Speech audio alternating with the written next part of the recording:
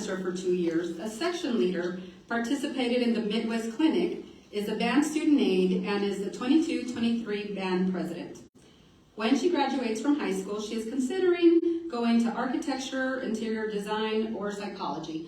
But she says she's going to take advantage while she's at Johnson to pinpoint what it is she's going to do.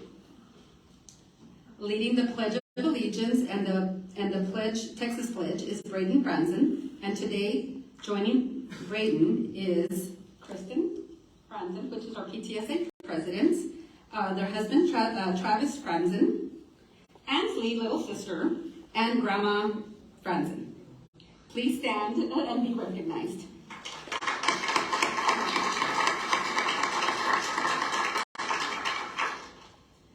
So Braden is a member of the National Junior Honor Society. He is one student that has taken advantage of all the electives that we have at Tex Hill.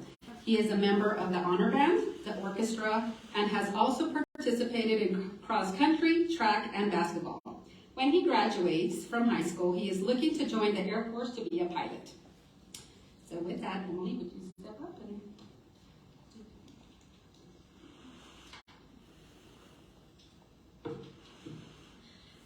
As the end of the school year approaches, let us reflect upon the challenges we faced and be grateful for the opportunity to learn, grow, and ultimately overcome those challenges. Let us continue to rise again and again to face these challenges in the years to come. Let this tenacity enable us to help those around us rise as well, for that is what we do here at NEISD. We help each other rise so that every child we educate can become who they were meant to be. Thank you.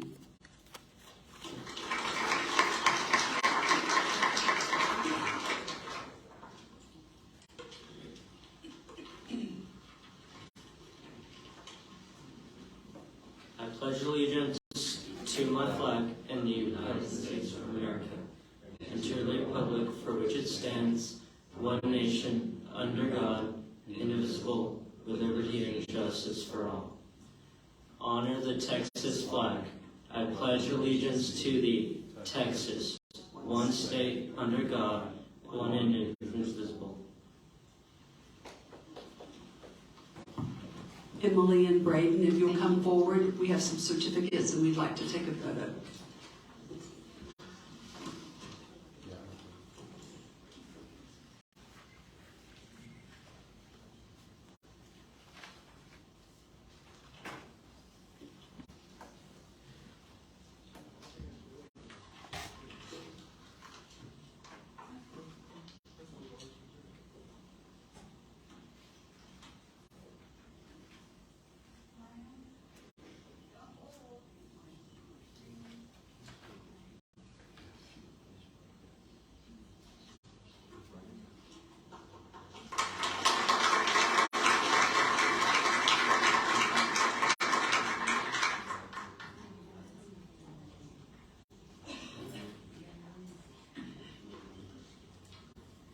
Yes, you're welcome to stay, but you're also welcome to leave. And I'm just going to apologize from the very beginning. My voice has been going in and out since Saturday, so if I start cracking, I'll keep going. Item 6, recognitions. A, President's remarks on acknowledgement of special calendar events. This week is National Nurses Week. And we also have National Speech Pathologist Day, which is May 18th. And we have Police Week, which is May 15th to 19th. And we also are celebrating Teacher Appreciation Week. So we have a lot of people to appreciate. So I want to thank everyone for everything that they do for us here in Northeast. Item B, Student Volunteer of the Year. Is that Ms. Chancellor? Thank you so much, Ms. Grona, board members, executive staff, and guests. I really have a wonderful honor tonight because I get to introduce you all to the NEISD Student Volunteer of the Year. Would you go ahead and stand up for me? So the recipient of this year's NEISD Student Volunteer of the Year award is Tolu Walashe Ogunbomahin, and she is from Johnson High School. Yes.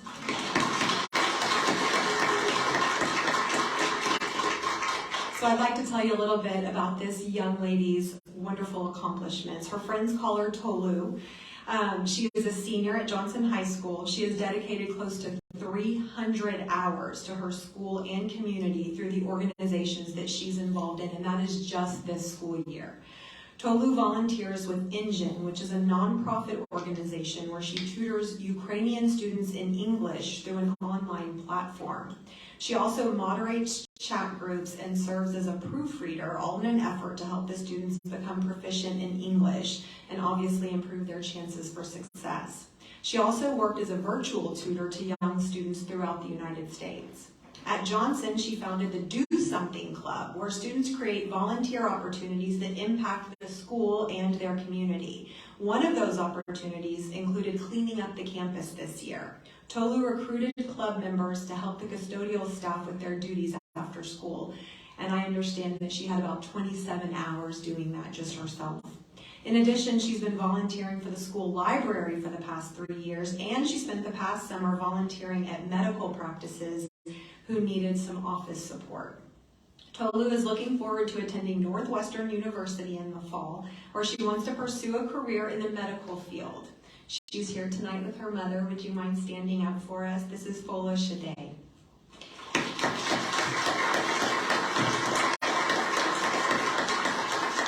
Congratulations to you for being named NEISD Student Volunteer of the Year. It is a really big deal, and we are so happy to present it to you. Thank you so much.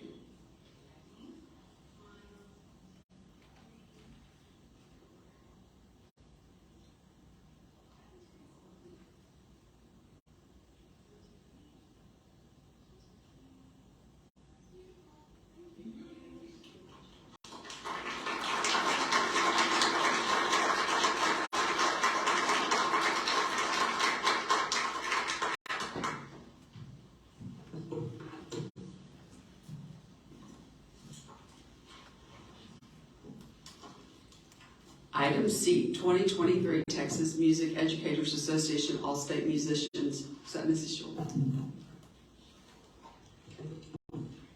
Good evening. 35 Northeast Independent School District students have been named to the TMEA Texas Music Educators Association All-State Ensemble. This is the highest award a Texas music student can achieve. More than 60,000 students from across the state began this audition process in the fall of 2022. Only 1,700 students in the whole state earned a chair in one of the TMEA All-State Ensembles, of which 35 students came from our very own Northeast. Of the 35 students, 13 are band students, 15 are choir students, and 7 are orchestra students. These exemplary students experienced 3 days of intense rehearsals with world-renowned conductors, followed by a concert to thousands of music educators at the TMEA conference. The success of our music is due primarily to the hard work and dedication of our students, but also our amazing Northeast music educators. Thank you to our directors for inspiring our students to achieve greatness, and congratulations to our very talented students. At this time, I would like to recognize each of these students and their directors. First up, Brandon Barone. Hallie Betts. Alex Caro. Elena Galindo. Lucy Hartzler. Sophie Hausman. Annie Hausman. Gabriela Hernandez. Jackson Hover. Evelyn Lee,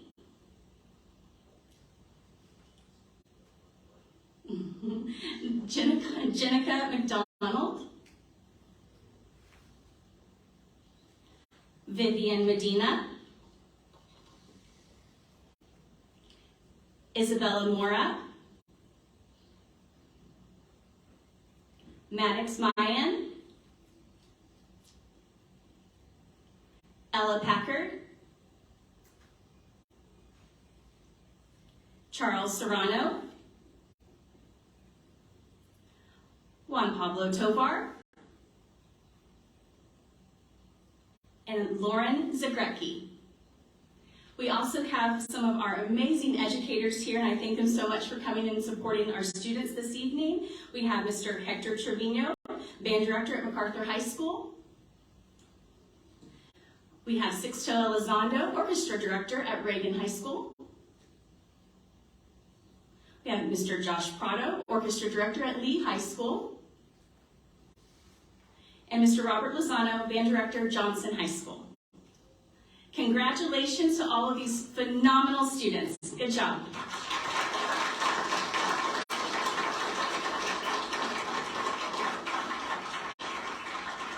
We're going to scoot together for a picture so you guys can kind of level off. And moms and dads, if you're here, you're welcome to stand up, come to the center, take pictures if you'd like. Ladies and gentlemen, you're more than welcome to stay up here for the board meeting, but probably after this ceremony, right, there might be some seats downstairs that you're welcome to. Maybe if you're talking, that might be something that you would like to do. They'll wait for you to come and speak, but just a thought.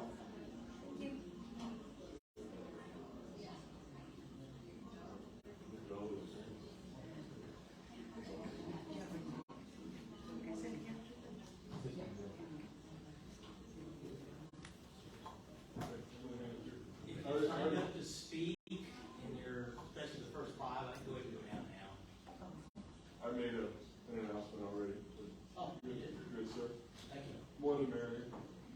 Communication. That's why. No. That's what he used to do. Good people like you keep me in line. Thank you so much. We're going to walk straight out the doors in front of you.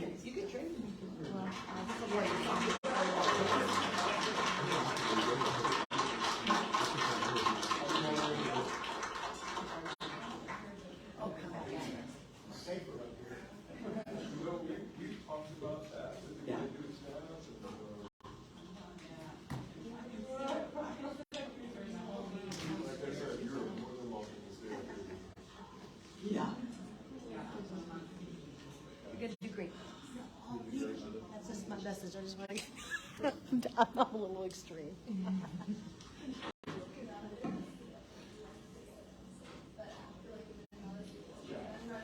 think all of the people that are coming out right now, they'll be winning us. So, correct. After they come out, you can sit in. Yes. Yes. Because we have one more presentation. So you can get to the board. And after that, any of those groups is fair game. So, pretty confident that. In fact, I see a seat in the front of it. No, that was April 30th. All right, item D, HEB Excellence in Education Award winners. Dr. Micah. Thank you, Madam President. I'm sure that many of you have already seen this, but I thought it was important that we bring them up to our board and recognize them. So on Sunday, April the 30th, HEB held their Excellence in Education Award ceremony. In Northeast ISD, we had nominations in two categories: the Top Early Childhood Center and then the Leadership Secondary category. So, Dr. Paul Keeneland, the principal at Pre-K Academy at West Avenue, those folks were awarded the Top Early Childhood Center for the HEB Excellence, and Amy Charney, our creative writing director at the Northeast School of the Arts, won the Leadership Secondary category. The Pre-K Academy at West Avenue received a $25,000 prize for their campus, And Ms. Charney received a $10,000 prize for herself and a $10,000 prize for NISA. So if I could invite you all up to the front here to just be recognized.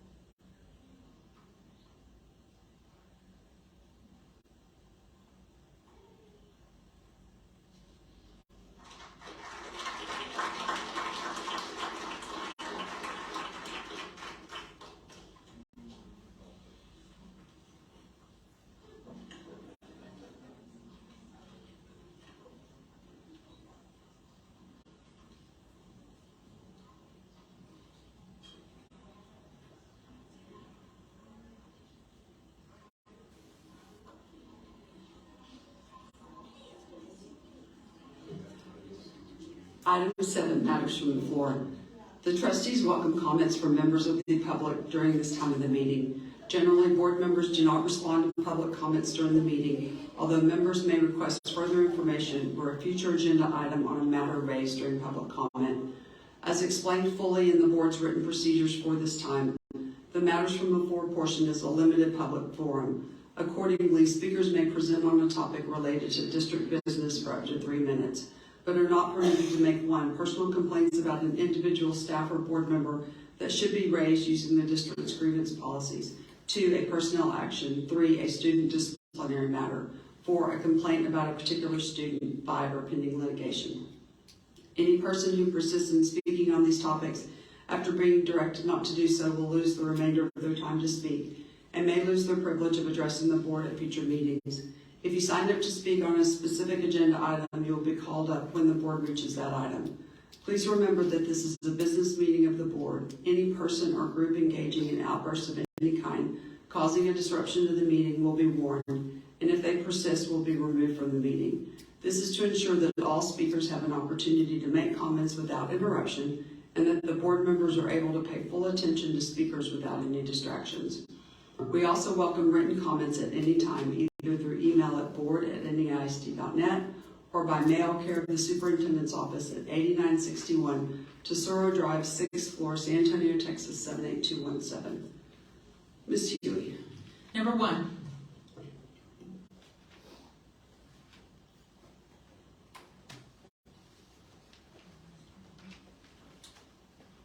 Hi there. Thank you very much, trustees, board members. My name is Brian Davis, lifetime NEISD resident. I went to school at NEISD. My kids go to school at NEISD. I'm here today not as just a speaker, but as a father who's worried about his son's educational path hindered by unnecessary obstacles. It's a tale about a young boy whose classroom should have been a haven, but instead has become a cage. My son Luca has faced challenges, particularly with his emotions, leading to the placement of him in a special education classroom. And despite these challenges, he has made tremendous progress. Just last week, he auditioned with a self-taught piano piece at Roan Forest with his social anxiety. That's very tough to do, to say that. He plays soccer every weekend. He's got friend groups. He's also developed a passion for programming. He actually sent his first VR game to Oculus, I think like 6 months ago or so, at 10 years old. Regrettably, this journey, though, has been tainted a bit by the policies and the actions inside of the special education art process at Roan Forest. My family has not been able to receive the full benefits of the art process, IEP process, not due to individuals dictating their intervention strategies and goals without consideration of recommendations recommendations from professionals or the data to bore out those decisions, and has also excluded key staff members and sole witnesses from ARD meetings, even upon the request to determine if my son's disability should be considered before handing out punishments. In several cases, decisions were made without collaboration, effectively assuming the role of both judge and jury in those instances. This has occurred with only witnesses were not permitted to join, when witnesses were not only not permitted to join the ARD meeting, but it made it very difficult to figure out whether my son's disability contributed to his behavior. My son's now restricted to a special education environment, even though the data says that environment clearly exacerbates his issues. He's been nearly 100% successful in the general education classroom as he started to move through it. Prior to this plan, the school requested that he make a decision to leave and go to a safe space if he was just overwhelmed and struggling. But now his act of leaving the classroom is considered a failure, forcing him to repeat a process over and over again for the past 5 months, and he has not been able to escape it. I called an ARD committee 4 times since last September to address this issue, and I've only been able to get minor increases in his general education time at 20 minutes at a time, which he has been nearly 100% successful. The data says that his environment inside of the special education environment is actually what's causing the issues. And despite that, individuals at Roman Force are acting unilaterally, and when pressed for data and for information as to the reasons why they're making those decisions, they're affirming their ability to act unilaterally and make their own determinations. I'm asking for investigation into Roman Forest policies and their ARD committee. Thank you. I also have a paper here that I will be handing out or made available to anybody. You can hand it to Ms. Turner. I ask that it be put with the minutes.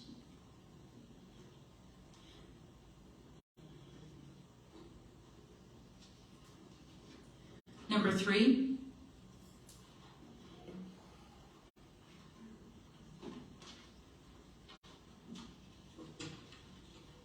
Mrs. Rona, members of the board, Dr. Micah, and guests. My name is Paul Cobal, and I live at 1507 Crescent Woods in Stone Oak, and I'm here to discuss the issue of Mr. Hilliard's abstention and Ms. Landry's vote against the resolution against vouchers. I'm a product of 5 successive generations of professional educators. I'm also married to a recently retired educator from Northeast District. I'm passionate about education and the future of our school children. I'm also retired from the U.S. Special Operations Command, where I just recently retired in 2015, and now I'm the Vice President of a national security think tank that I write on national threats and do research on national threats, both foreign and domestic. Vouchers are a national security threat, or savings account, or whatever you want to call it. Our founders knew and preached the criticality of well and accurately informed citizenry as the very basic foundation of our new republic when they built the Constitution, President Madison in particular. Our third president, James Madison, who was also considered the father of our Constitution, he took the time before he went to Philadelphia to sit down and lay out all representative democracies from the Greeks all the way to 1776, essentially, just to find out what the flaws were and why representative governments failed. One thing that he was absolutely passionate about is in his research, in his studies, that he was considered the preeminent scholar of his time, was the institution of religion into the government of our new nascent republic.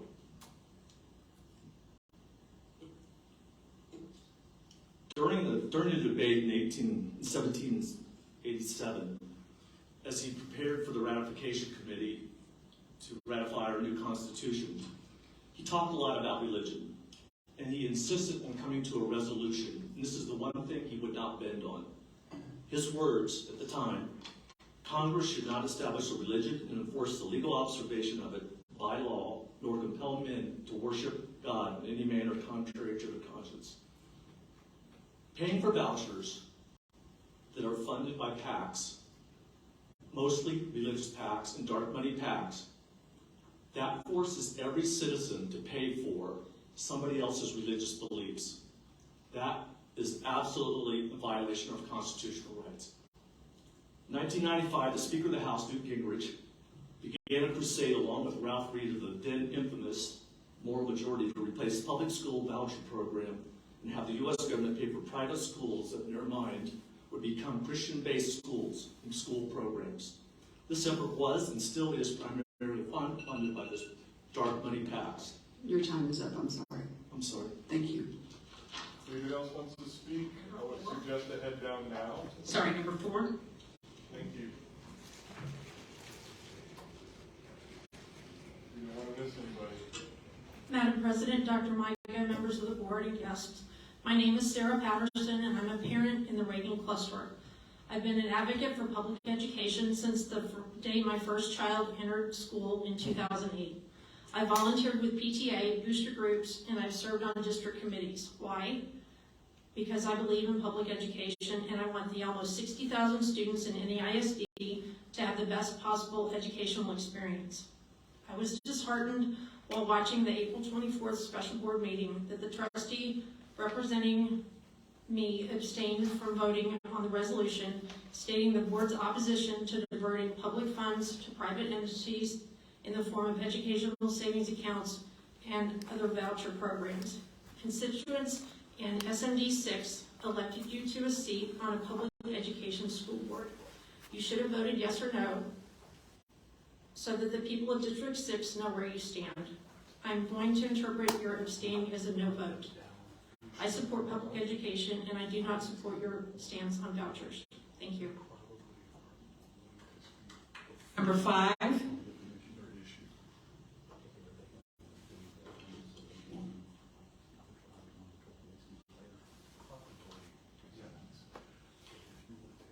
Dr. Micah, members of the board and other attendees, my name is Jean Toffrey, and I'm a parent from the Reagan cluster. I've been a part of NEISD since the Army moved me and my family to this area in 2012. And my 4 boys have been members of all the schools in the Reagan cluster. And I'm a strong supporter of a robust public school system, as I think we all are in this room. I have followed the voucher argument closely for this past legislative session, and I believe I understand the ramifications quite well. The discussion by the NEISD Board of Trustees on 24 April was informative and was reassuring to me as a parent. However, I was extremely concerned that the District 6 representative elected to abstain from voting on the board's resolution in opposition to diversion of public funds towards private entities as a part of the proposed school voucher program, as it was too political. Abstaining from a vote on this resolution essentially endorses the voucher program, in my opinion. Yes, this voucher program is very politicized, but NEISD trustee positions are not party affiliated. So do the right thing and represent your constituents. The single member District 6 voted to support you, so please support us in the future. Thank you. Number 6.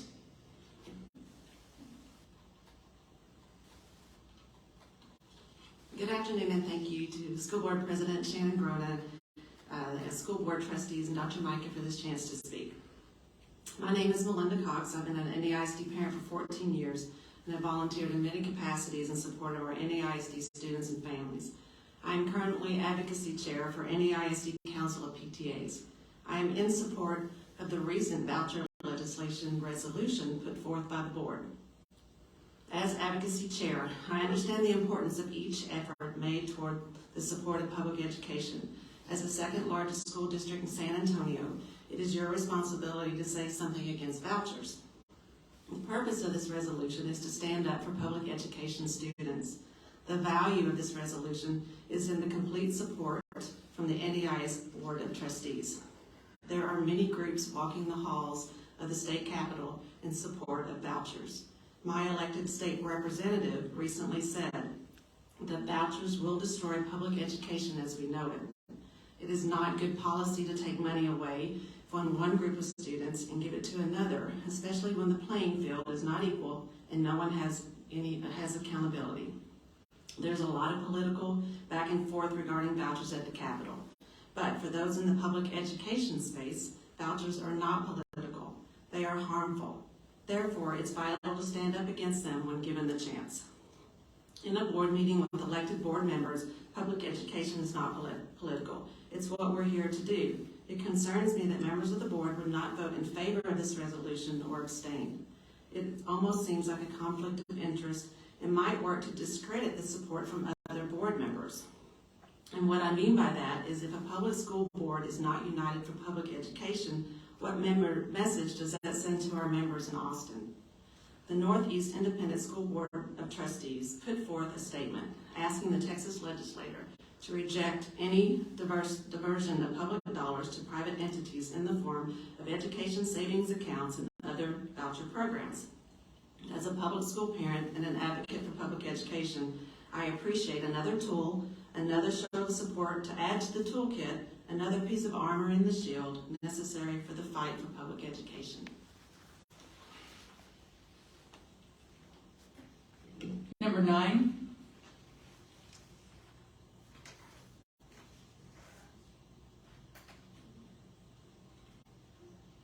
Number 9.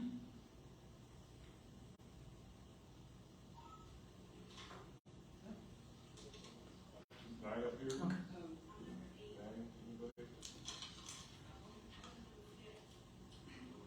Nine, anybody? No. That's been scratched out. Number 8.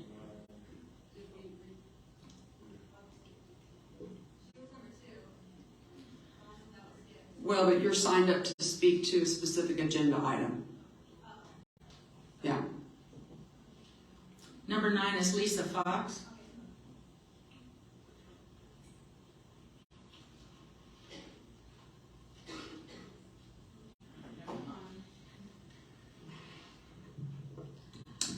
Okay, good afternoon, school board members.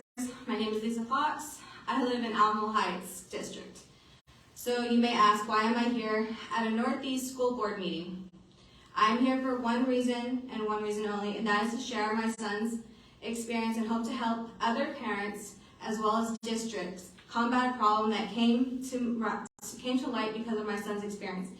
2 years ago, my son was targeted by his football A-team classmates during lunch for wearing his club football jersey to school. His teammates felt betrayed by this action and harassed him on the track field in front of the whole 7th grade class and 3 adults for a total of 8 minutes. My son was taken to the office to report the incident while the assistant coach handed out a punishment to the members that had done this to him, and the punishment was 100 bear crawls on Monday. Long story short, only 2 boys were sent to alternative school for 2 weeks and got out sooner for good behavior, and the other boys were got maybe 3 days mostly in ISS. This is what it looked like.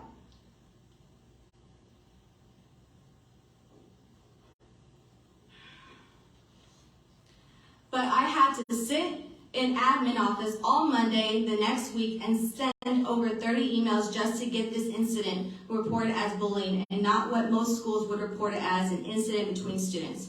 I made a public request of information for each school district to see what the numbers are, just to look at the difference of reported bullying incidents to the state versus how much was actually reported. This school district numbers report made versus how many were actually reported to the school district to the state of Texas that meets criteria according to the bully checklist. It's good numbers. I will send the reports to you guys individually.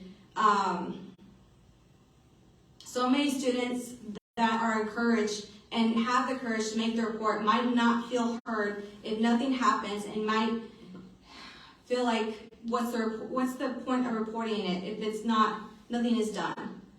I want to recommend to districts to change their policy on reporting where this checklist material will be given to help students understand bullying and how to determine their incident and how to help them word their reports so that they do meet the bully criteria checklist according to the state of Texas and its report to the state. A bill was just passed, the SB 2050, and TA finalized their points this month that requires districts to have an anti-bully policy committee for each campus, among other things. Use this bill to help improve students' environments, and feeling safe in a small way can make a difference. With 2 mental illness children myself, I can tell you being heard and feeling like they matter makes a huge difference. I also want to encourage districts to look at their policy and procedures with discipline when it comes to students bullying others. Too many slaps on the wrist discipline comes to the topic. That's your time. Thank you. Thank you. Number 10.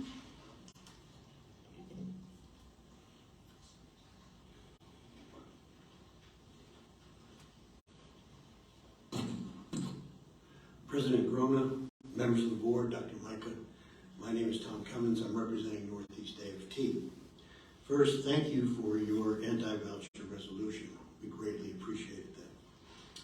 Second, during this school year, schools and students have suffered due to unfilled teacher and other staff positions. This has put a huge strain on all job categories. Many, including teachers, have just called it quits and left their jobs. There are two major reasons for this: pay and working conditions. Although this is a problem for many districts, it's on Northeast to solve it here. Some districts are already addressing the pay problem to attract enough applicants to fill their vacancies. San Antonio ISD recently passed their teacher pay raises, which range from 4% to 9%. Beginning teacher pay has risen by $1,900. This is now $2,200 above what Northeast pays. Further up the scale, teacher pay increases are in the $5,000 pay range, which means most San Antonio teaching positions pay $2,000 to $3,500 more than Northeast currently does. In Austin, the union and the administration have agreed on a 7% pay increase for teachers. For an Austin teacher earning $60,000 this year, 7% means a $4,200 pay raise. For the long neglected paraprofessionals and auxiliary personnel, Austin ISD will be raising their pay by $4 an hour. Those job categories have been overlooked for years, and is definitely true also in Northeast. In the early 2000s, NEISD had pledged that they would pay a living wage to paraprofessionals and auxiliary personnel. That pledge has been neglected for years, and it's time to correct that situation, as job vacancies and hourly positions continue to be a problem as well. But even a $4 increase will still not be a living wage for many. The other major reason causing the teacher applicant shortage and causing current teachers to leave teaching is the unreasonable working expectations in many positions. Working conditions must be addressed by the administration and the board, including restoring the 8-hour workday. While we don't know what the state legislature will do yet, as a board, you must nevertheless address the problem. Students are shortchanged by job vacancies that the district has. The upcoming budget must meet the demands of students, teachers, and support personnel. One single vacancy causes stress on several employees. Thank you very much for your time. Thank you. Number 11.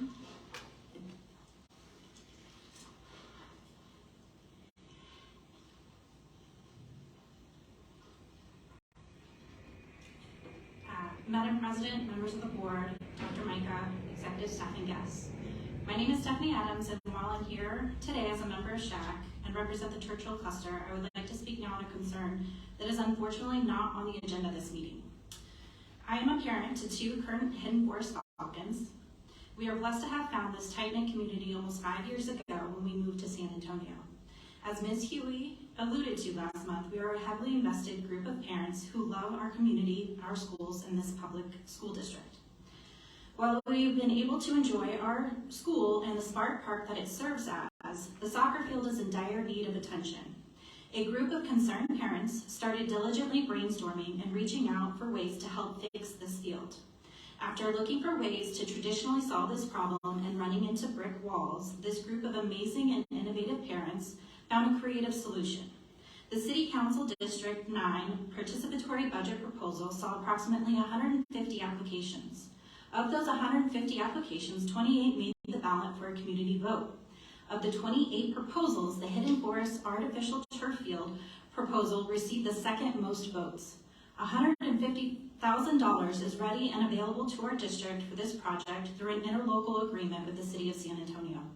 What an amazing, problem-solving, innovative, outside-the-box thinking to get this accomplished.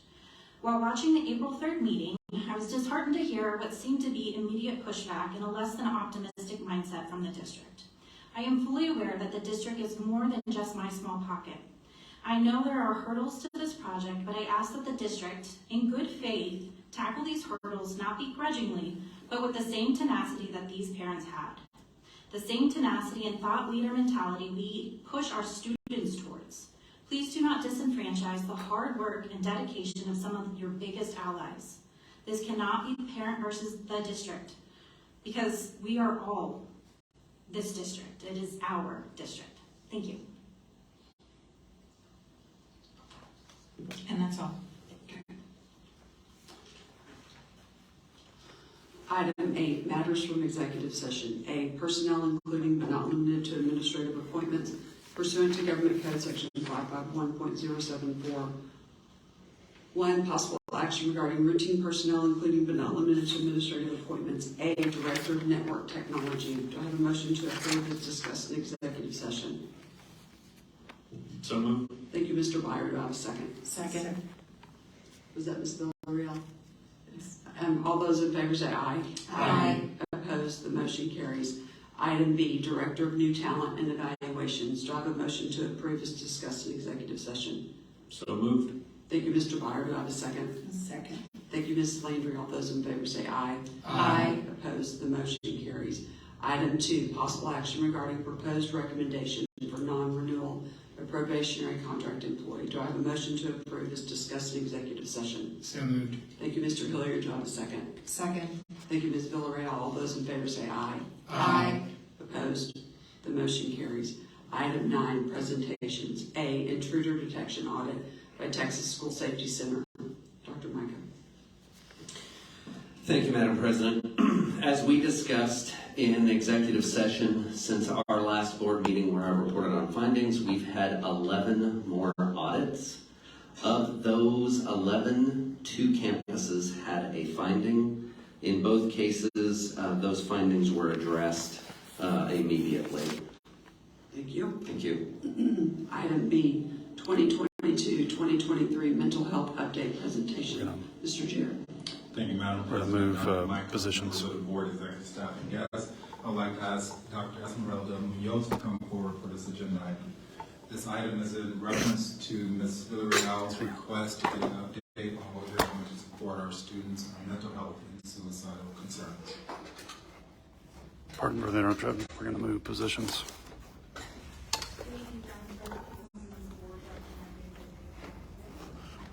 Be going downstairs here in just a minute.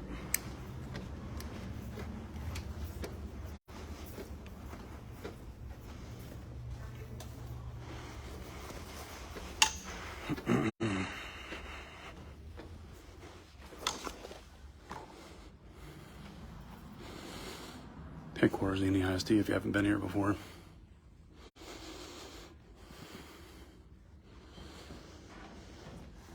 Oh, go ahead, sir. Oh, thank you. Go ahead. Thank you. Go ahead. I'm going up.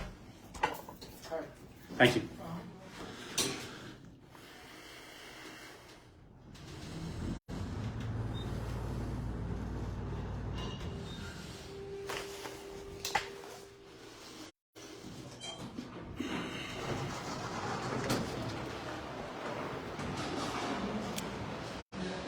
Okay. Hi.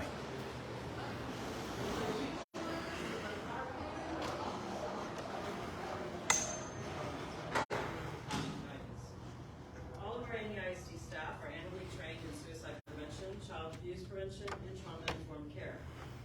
NEISD partners with TCHAT, which is the Texas Child Health Access through Telemedicine, which provides clinical counseling support for students in need. We also have community outreach programs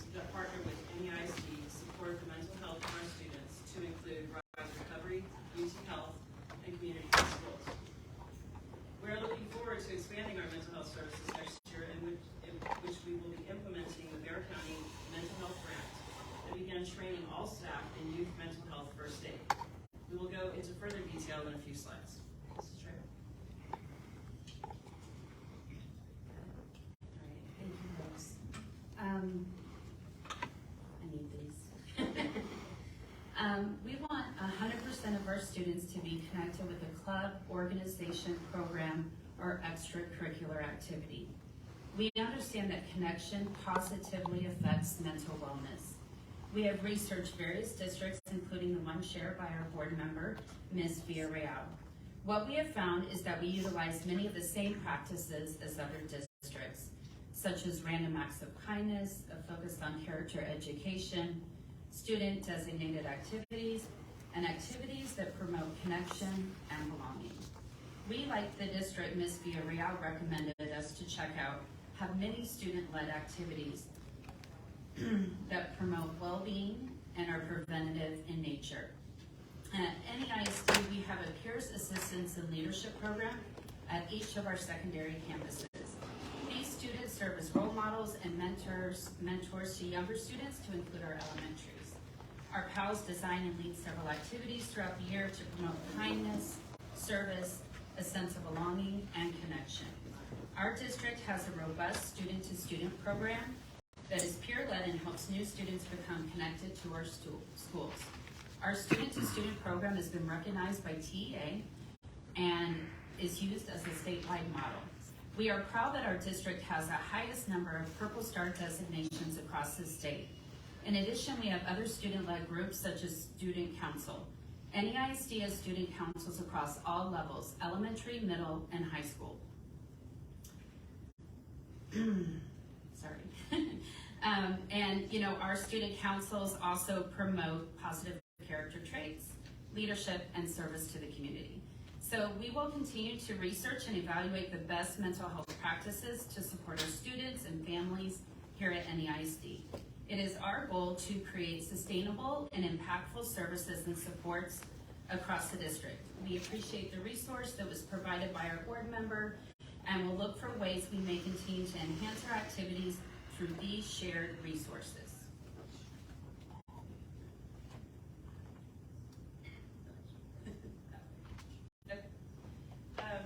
Our third component is notification and response systems. It is extremely important to work collaboratively with parents in support of our students' mental health. In an effort to do so, we follow the following crisis protocol within our district. Our district protocol includes collaboration with parents. When a counselor is informed of a student with a suicidal outcry, the parent is immediately contacted. The counselor ensures the student is safe, and a conference is held with parents to provide mental health resources. When the student returns to campus, the counselor meets with the student and the parent to create a transition plan to support the student's mental health moving forward. The campus counselor records this life event in Skyward, our student management system, so that in future years, the student's counselor in the future would have access to important information that may impact the students academically or success on campus. In addition to following this important crisis protocol, we also partner with San Antonio Police Department using the Handle with Care program. SAPD notifies NEISD when a student witnesses a traumatic event, such as domestic violence or assaults within their home or their neighborhood. Whenever the police are called out to those events, the police officer sends an email detailing the information that the student witnessed, and that allows us to have the school counselor check in on the student when they return to school. This vital collaboration allows our school counselors to help students with necessary coping skills related to this traumatic event. NEISD also has a tip line available to all community members, staff members, and students. We encourage everyone that sees something to say something. This tip line is available 24/7 for our students, parents, family, and community members.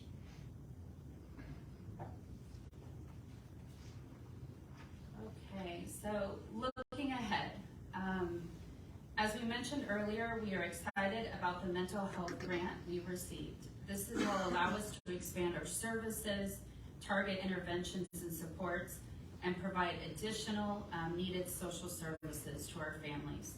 We will also be onboarding a train-the-trainer model of youth mental health first aid to provide this important training to staff across the district. Next year, we will continue to support a guiding coalition of counselors across the clusters and levels of the district to support alignment of best practices, address concerns, and monitor trends so we can strategically target supports and activities.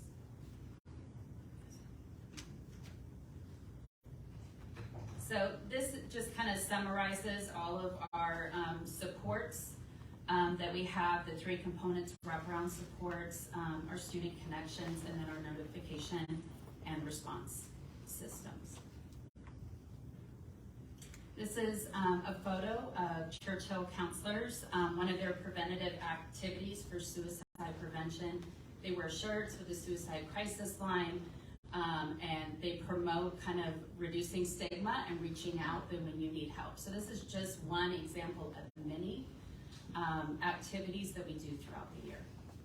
And so now we'll open it up to any questions that you may have.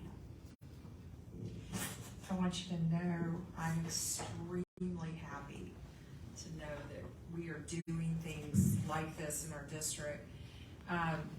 The last photo where it showed the people with a 988, okay, is this only at Churchill or is this district-wide? Yeah, so there are pockets that are doing this, and some are doing the 988 or other outreach in other ways. So that is part of what our guiding coalition is doing. We're looking at that activities that we receive from other districts to say, how can we streamline certain activities across the district? So regardless of what cluster, we're kind of all doing something similar. But we have lots of activities like that across the district. And the number for the suicide hotline is also in every campus, and is more posters are being provided throughout the campus rather than just in the counseling office or counseling office area. How about the number and the tip line? Is that also available? Because I know that sometimes and no offense to anybody in the technical department, but sometimes it's kind of hard to negotiate the website. Is that common? It is on the website, and it's also prominently displayed in our counseling office. And that's why Ms. Villarreal, I often included it in my messages as well.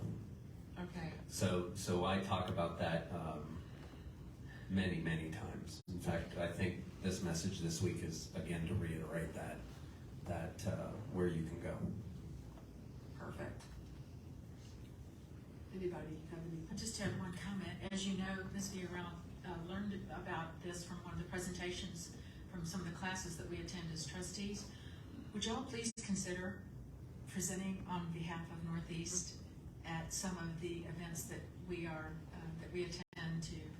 I feel we have a tremendous message to share also, and we're really proud of you and what you do. So I would be really grateful if you would step up to either present over some of the summer classes or at the state conference. Yeah, and I think it would be great for our students. Our students are amazing. Like many of these activities, they design them, they lead them, they come up with things that we never even would, so it would be great to highlight our kiddos. We have some boys, student boys, and our counselors, and there's are pretty incredibly special people too. So if we could highlight Northeast and what we're doing, it would be wonderful. So, and I think Ms. Villarreal really agrees with that. I did not see the presentation she did, but I have seen others in the past, and I just got to say we're better. So let's spread that message. I did. Thanks for the presentation.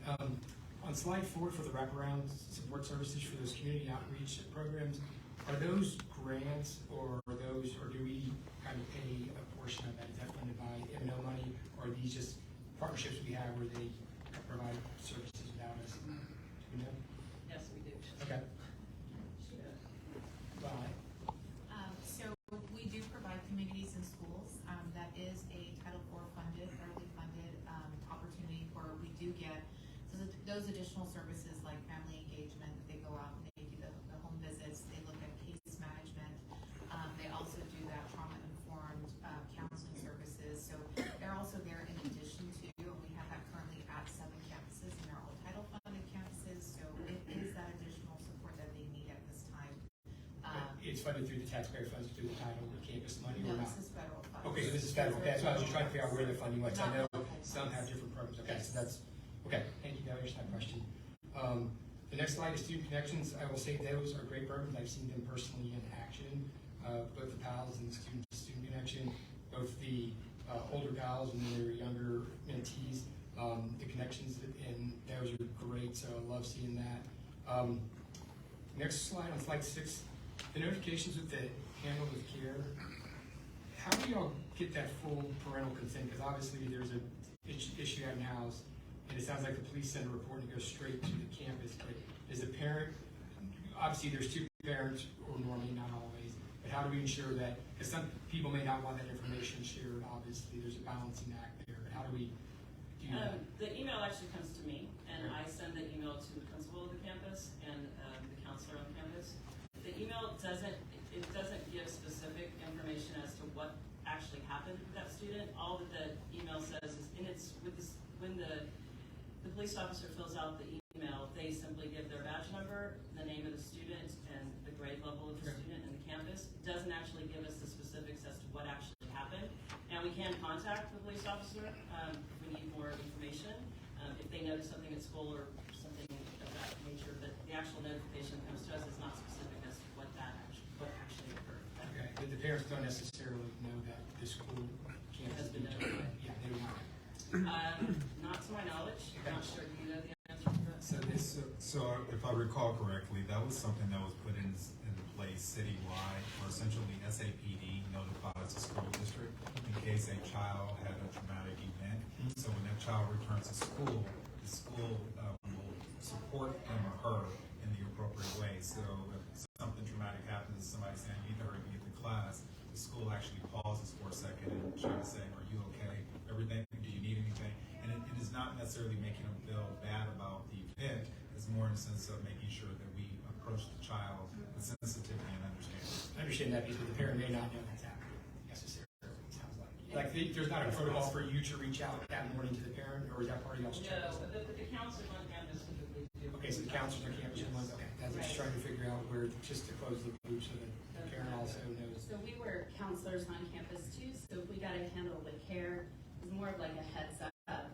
If there was a concern, and then if there was, we would partner with the family to see about services, supports, just to make sure that that kiddo can be ready to learn and successful. That's good. Okay, I was just trying to figure out the details. And then here's a question on the tip line. If you get false allegations and, it's provably false, but they're using that as a kind of a retribution, or you could even say bullying to it sometimes, are there any consequences if people are using the tip line to anonymously go after people and then you find there's a problem? Because I didn't see that in the student parent code of conduct moving forward next year, where people can use that anonymously to try and go after other students. I don't know if that's happening much at all, but I'm just concerned that that could be weaponized against people and use that anonymous system. Yes, sir. I don't know if we know of any specific tip that has, we look into every tip. Sure. And if there's nothing there, then, we realize there's really nothing there that we can substantiate. But we have not had any situation that I'm aware of anyway, where we've had a false allegation that was that severe, that would cause the student to. If there were something, would something be done for the person who reported? Yes, sir, and that would be similar to things that occur on the campus level. Sometimes when we have some false allegations, there may be some discipline that may occur on the student that reported that falsely. Okay, just wondering, hopefully it's not. On the last slide, looking ahead for the mental health grants, and that looks like some good programs. The question is, I didn't hear this stuff all supposed to run through the SHAC, so is that planned to be run through the SHAC for 2004? All of these type of programs need to run through the SHAC for board approval. So I'm just, y'all talking about this being implemented, but is that happening? So I'll try to answer that. So the mental health grant is the city grant, and it's really about students who are potentially getting sent to alternate school.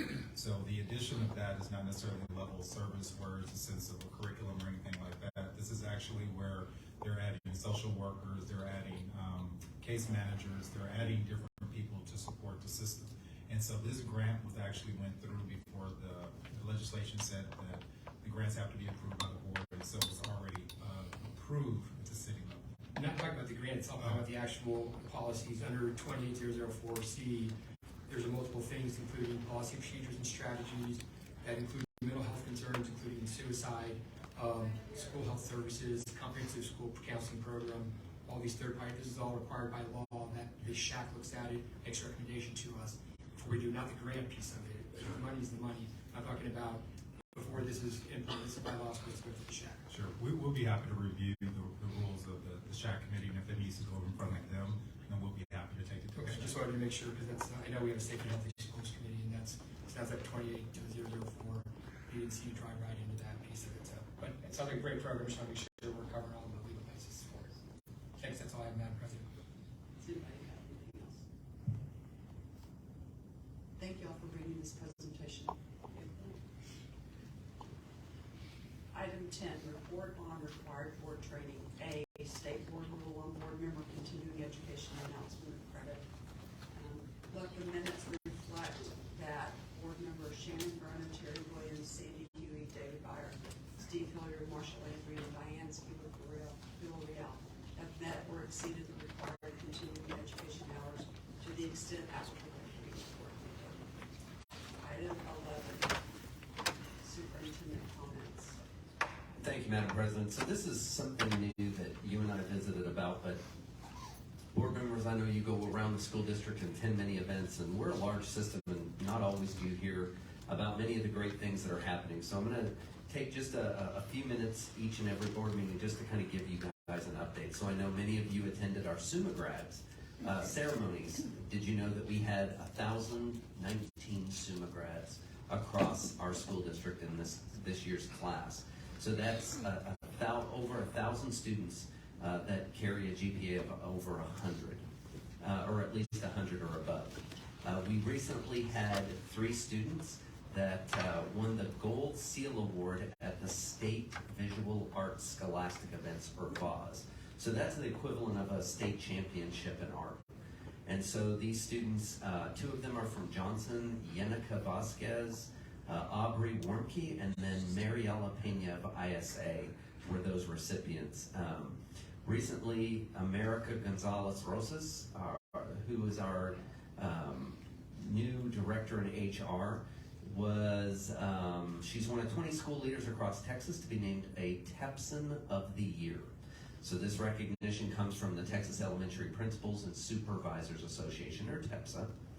Ms. Chancellor and her team, Communications and Media Production and Web Services Department, earned a combined 13 state awards from the Texas School Public Relations Association, including a gold, 2 silver, and 2 bronze. One of those gold entries was also selected as Best Category Award winner in the state for website original design. And then last is the Texas Association for Public Transportation hosts the Texas School Bus Driver Safety Competition, or we call it aka the Bus Road EO.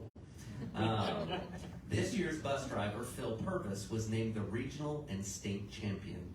In addition, bus driver Mike Castaneda took 2nd place at regional and 7th place at state.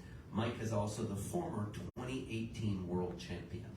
So just, and there are other great things happening, but each month I'm going to try to highlight some things that maybe you've seen on our webpage, maybe you haven't, maybe you've seen on social media, and just some other things that sometimes we just don't even share, but thank you for giving me that moment. Sure. Item 12, new business for possible board action. A, campus administration. 1, possible action regarding approval of employment contracts. Mr. Mendes. Thank you, President Grona, members of the board, Dr. Micah, executive staff, and guests. Each year, we come to the Board of Trustees to approve the proposed recommendations for renewal of employment contracts. If you have any questions, Shana Whitney, Executive Director of Human Resources, is here to answer anything you may have. Does anyone have any questions? I'm just waiting. I'll wait till you get up here. You saw with us with all the names, but is there any actual change to the contracts, any changes in duties, responsibilities in the actual contracts themselves? You're not counting like actual salary, but did we change any duties? All of the items that we have in our current contracts have not changed. However, we are looking at some language due to recent legislation, so we are evaluating those. So the ones that we've issued this current year haven't changed. but there might be some language that we are looking to incorporate into our contracts due to proposed legislation. So they won't be incorporated for 23-24, would be the next year, or are you saying you would? They would be for the 23-24 review application. Okay, so what are those changes, possible changes? We're consulting with our attorney, Mr. Rick Lopez, and awaiting those changes he's proposing. So we don't know that because the legislation is out there and we're trying to get some. So what we can do, Mr. Hilliard, if you'd like, is we can bring it back to you all so that at least you can see what that proposed language is. Well, because the one I've heard about is 1605, is lose the ability to listen plan. And that's the one that I know is creating a lot of churn. Correct. And so that's the one specifically asking about. So that is the one we're looking at right now. Yes, sir. Because I know that's going to be a big issue with our teaching staff. You create a big concern. I just wanted to be clear. Yes, sir. That is the one that we're reviewing and seeking guidance for. Okay, That's it. So right now, if we approve this, we're approving the contract as is, not new language. Correct. So new language will come back. Correct. We bring it back to you all to hear. Yep, that was just making sure. Thanks, Madam President. That's my only question. Thank you. Anybody else? All right, do I have a motion to approve the proposed recommendations for renewal of this contract? So moved. Ms. Miller, I've got a second. Second. Ms. Miller, aye. Opposed, the motion carries. Okay, item 2, possible action regarding School Health Advisory Council review and recommendation for the school and high school human sexuality and abstinence education and abuse violence prevention curriculum and instructional materials. And before I bring up the committee to start the presentation, we've got some people sign up to speak. Number 2.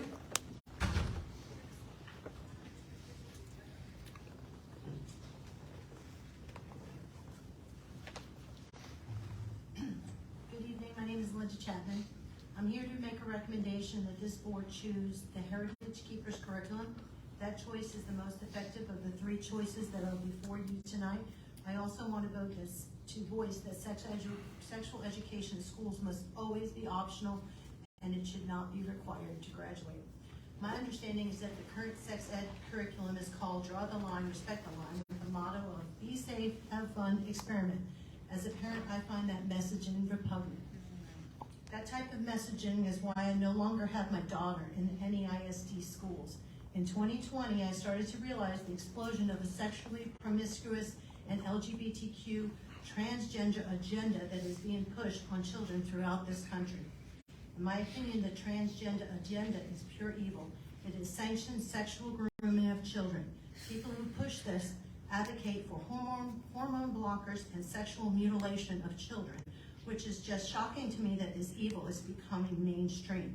This agenda is being pushed everywhere, even when it isn't in the curriculum. In my opinion, it is being pushed in schools in more ways than I can get into here tonight. To the parents who recognize this evil, I strongly recommend that you get your children out of these public schools. Find a way to get your child in a private Christian school that isn't pushing this garbage, or do homeschooling. It will be the best investment of your life. Thank you. Number 7.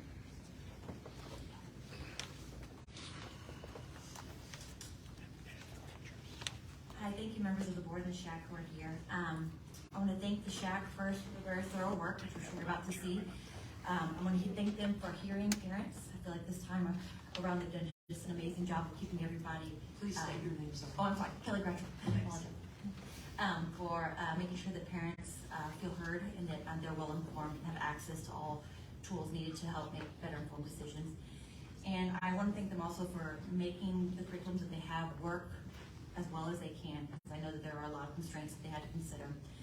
But I want to continue to encourage NEISD to pick the most effective data-wise, and that by the numbers is Heritage Keepers. I was able to review the curriculums as well as doing some research on my own. And the possible proposed Choose the Best has some challenging language and themes. I appreciate the SHAC's plans to address and edit these, so thank you for that, SHAC. And I would urge the SHAC and the board to continue to move towards a curriculum that needs very little editing. I would suggest that be Heritage Keepers, as long as the numbers support that is in fact the most effective program. Thank you very much. Number 12.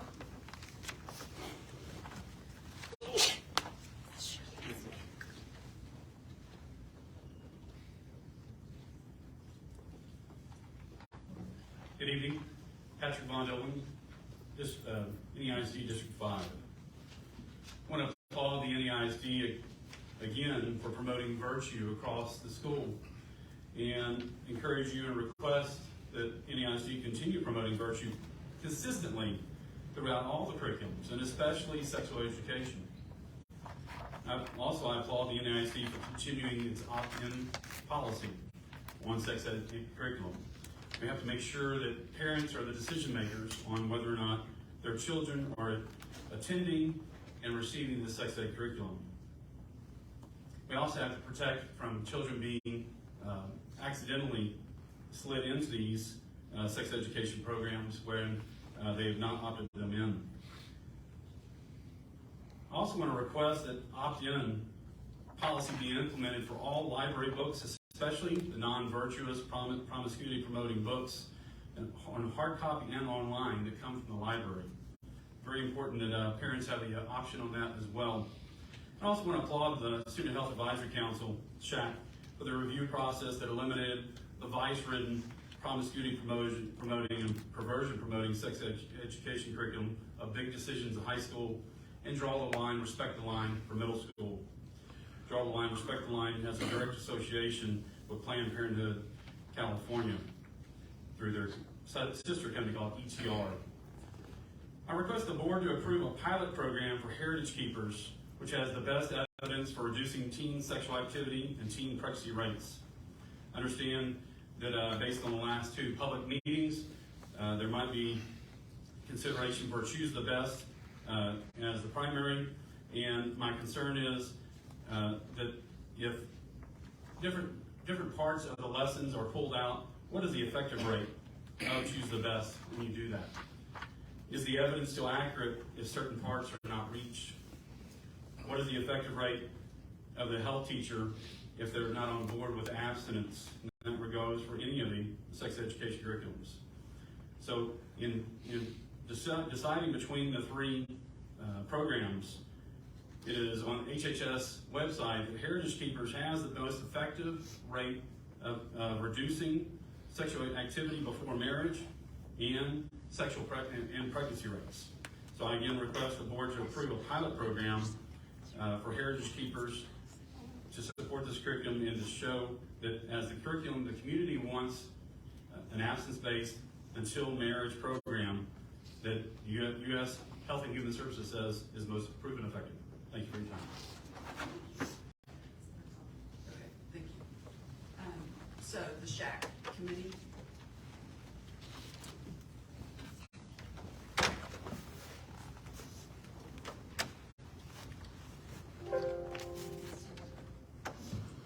Good evening, Madam President, members of the board, Dr. Micah, executive staff, and guests.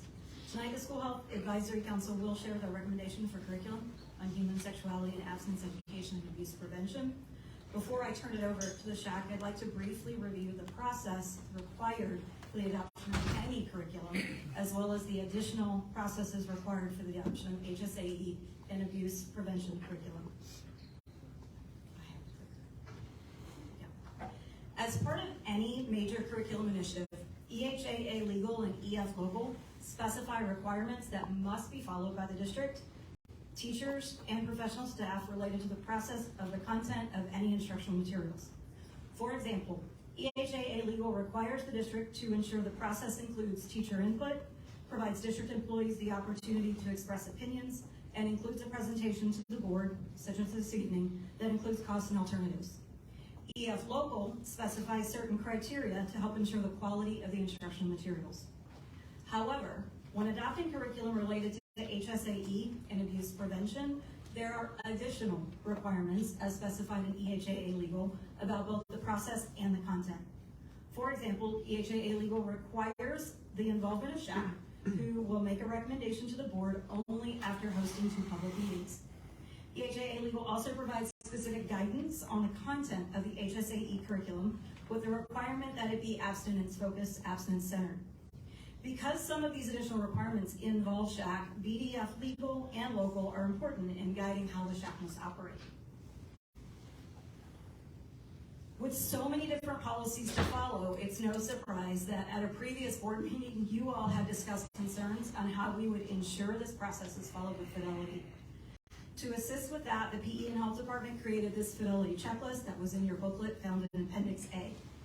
This checklist helped guide me as the Director of PE and Health to ensure we follow the steps required for our department with any major curriculum initiative, but it also provided guidance for me as the SHAC facilitator to support SHAC in ensuring that they followed all the requirements as well. So at this time, I'm going to turn it over to Tony Kamen, the SHAC chair, who will present on their recommendation. And as Tony makes his way up, I do want to acknowledge and express my appreciation for the tremendous amount of work the SHAC, and specifically the Classroom Health and Sex Ed Standing Committee, put into this process. Their dedication and commitment to the students of NEISD is truly admirable. And at that, I'm going to turn it over to Tony.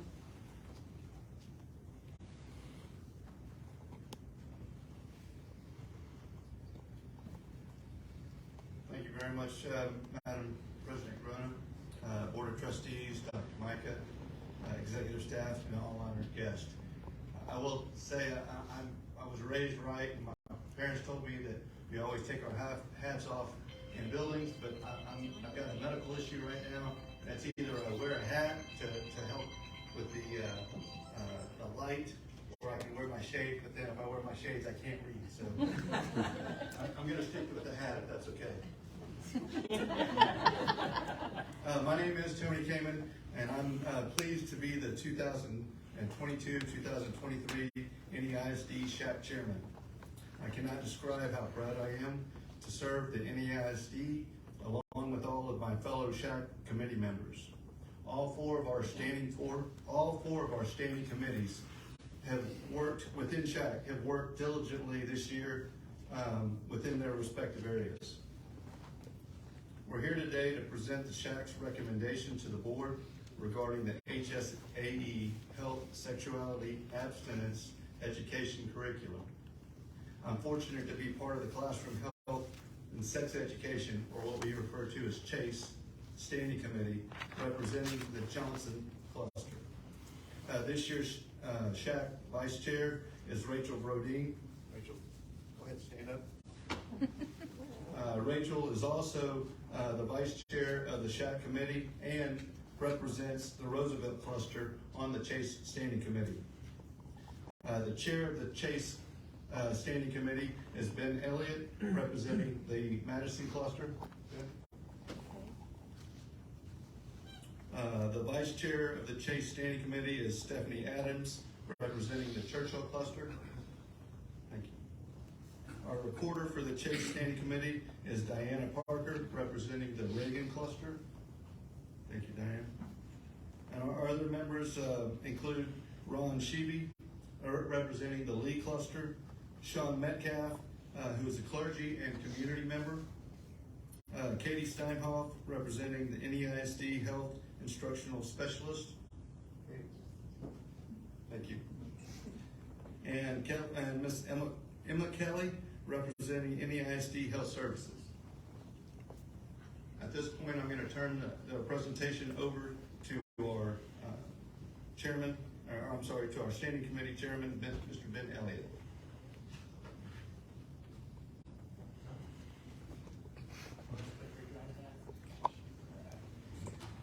Madam President, ladies and gentlemen of the board, members and guests, thank you for having me tonight to speak.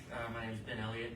As Tony mentioned, I'm volunteered to be the chairperson for the Classroom Health and Sex Ed Standing Committee. Bit off a little more than I could chew with that one, but I am more than pleased to be a part of it. It's been my honor to work with such a great group. We put a lot of hard work into this, so we're coming before you tonight with a very educated, what we feel is a very hard worked recommendation. So I'm going to go briefly through, as briefly as possible while being informative on our process. So a little overview of the review process we went through as a standing committee. Some of us were brand new to this, others had a little bit of experience, but regardless, all of us had new things to learn as it pertains to the Texas education Education Code that dictates the work we were doing for HSAE curriculum adoption, as well as the TEA TEACs that outline for us the Texas Essential Knowledge and Skills. Y'all are familiar, but for those that are listening and for other parents, the TEACs are the TEA's guidelines for what students must be able to demonstrate after the curriculum to present a good understanding of the program. After we got familiar with what we had in front of us, we had to create a rubric for evaluating the curriculum. Each of our members of the standing committee filled out a rubric for each of the programs that we reviewed at every grade level. After we adopted our rubric, we were then able to bring in various programs to review. As a committee, we worked through that, generally speaking, one program per week. And we did meet every week, every Friday, since early in January. I think if we counted, we had 12 or 14 meetings before we got to our recommendation. We met with publishers via Zoom. We deliberated as a group, sometimes more unanimously than other times, but the good news was we were always very collaborative and at the end of the day always came to unanimous decisions. So as you see here on the slide, the laws and the TEACs were our guiding force. We looked at the Texas Education Code 28004 with special focus on subcategory E, which dictates what HSAE curriculum guidelines must follow. Texas Education Code 26008 for parental informed information. Texas Government Code 2273, also TEACs compliance with the newly adopted TEACs for 2022. Then we're going to go over which curricula were put before us to review, why those were chosen, and a little bit of details, pros and cons on each. And we're going to go into more detail on the program that we're ultimately recommending to you tonight. Here's the dates that we met. So as you can see there was 16 meetings, if you include, plus 2 public meetings per law. We held the first one March 30th at CLC, which was a general information forum to the public and a Q&A session, which Mr. Hilliard, you were at. Thank you for joining us there. April 13th at the Piper Bass was our second meeting, where we were able to dive into a little bit more specific detail on the curriculums. Madam President Grona, thank you for joining us for that one. All of you all I know probably wish you could have been there because they were so exciting. So then that brings us to April 19th, which is where the Chase Committee brought our recommendation to the full SHAC and took a vote. We'll go through more details as we go through here. So again, the laws I just talked about. I have them here in the presentation. All y'all should be familiar. I'm not gonna read you guys the laws, but as we know, Texas Education Code 28004, subsection E talks about the abstinence centrality requirements that the state of Texas requires for any human sexuality and abstinence education. There's 5 points there, 4 of which stress abstinence centrality, and the 5th one is to teach contraception or condom use in human reality rates versus the theoretical laboratory rates. Texas Education 28004I is where we have the opt-in requirement. NEISD has, as I understand, always been opt-in by policy. Now the law states it. However, we do believe that, or from what I hear, that law has an expiration date with the state of Texas. As a committee, we would also recommend that the opt-in requirement hopefully remains a district policy. So for those that don't know the difference, opt-in means you have to actively give permission for your child to attend. If you do not, if you forget the permission slip, if the child doesn't tell you about it, they're not supposed to be provided the instruction, versus where opt-out you would have to actively sign for them not to. In this case, the default is no unless you say yes. TGC 2273, that was a checklist on our rubric just to make sure that none of the curriculums that we were entertaining had any affiliation or financial affiliation with an abortion provider. That's a requirement. No governmental entity, may enter into a taxpayer resource transaction with an abortion provider or an affiliate of one. And then Texas Education Code 26008. I just put a little quick highlight there. This is basically parental right to full information concerning their students. Then again, that brings us to the Texas Essential Knowledge and Skills. These are the criteria that go beyond the Texas Education Code and give teachers and the district and us as a SHAC, as we were reviewing these curriculum rather, the guidelines that curriculum need to meet that go beyond the law, right? What guidelines have to be met above and beyond the Texas Education Code. I have another quick reminder here. This was from our public meeting, just to remind everybody that all these lessons are opt-in lessons, all human sexuality, abstinence education, and I believe there's 4 violence prevention lessons that include sex trafficking, child abuse, family violence, and dating violence. Those are also going to be included in the strand of instruction that we're reviewing. The curriculum that we're looking at includes both of these categories, and they are opt-in, meaning active permission must be given for the student to receive that instruction. Here's just a sample of TEKS, just to kind of get the board an idea of what TEK looks like. For example, up there in Health 1C, we see describe how a healthy marriage can provide a supportive environment for the nurturing and development of children. And that, there's several pages of TEKS. This is just an example. We won't go through all of that. So the review of materials. Up here we have all the programs that we started with in our box when Chase Committee got together and established our rubric.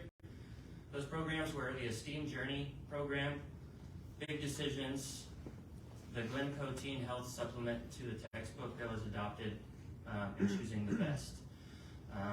Heritage Keepers was brought in later.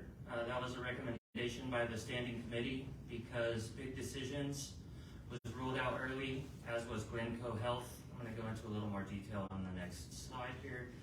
I won't read you all this, but this is a little synopsis of the PE and health department's process that they used to come to the curriculum that they felt best suited for review. Now the SHAC, as well as the teacher focus group committee that reviewed the same curriculum, all looked at the same materials. This was based off using the iChamps, the University of Texas Health Science Center at Houston, choosing and maintaining effective programs for sex education, or iChamps resources. This includes an EBP selection guide, consolidates 21 EBPs found in the database of the Office of Adolescent Health and the National Campaign to Prevent Teen and Unplanned Pregnancy. So upon review of this, such as target population, effectiveness, program length, other requirements, PE and health department used these guidelines to identify or eliminate some programs.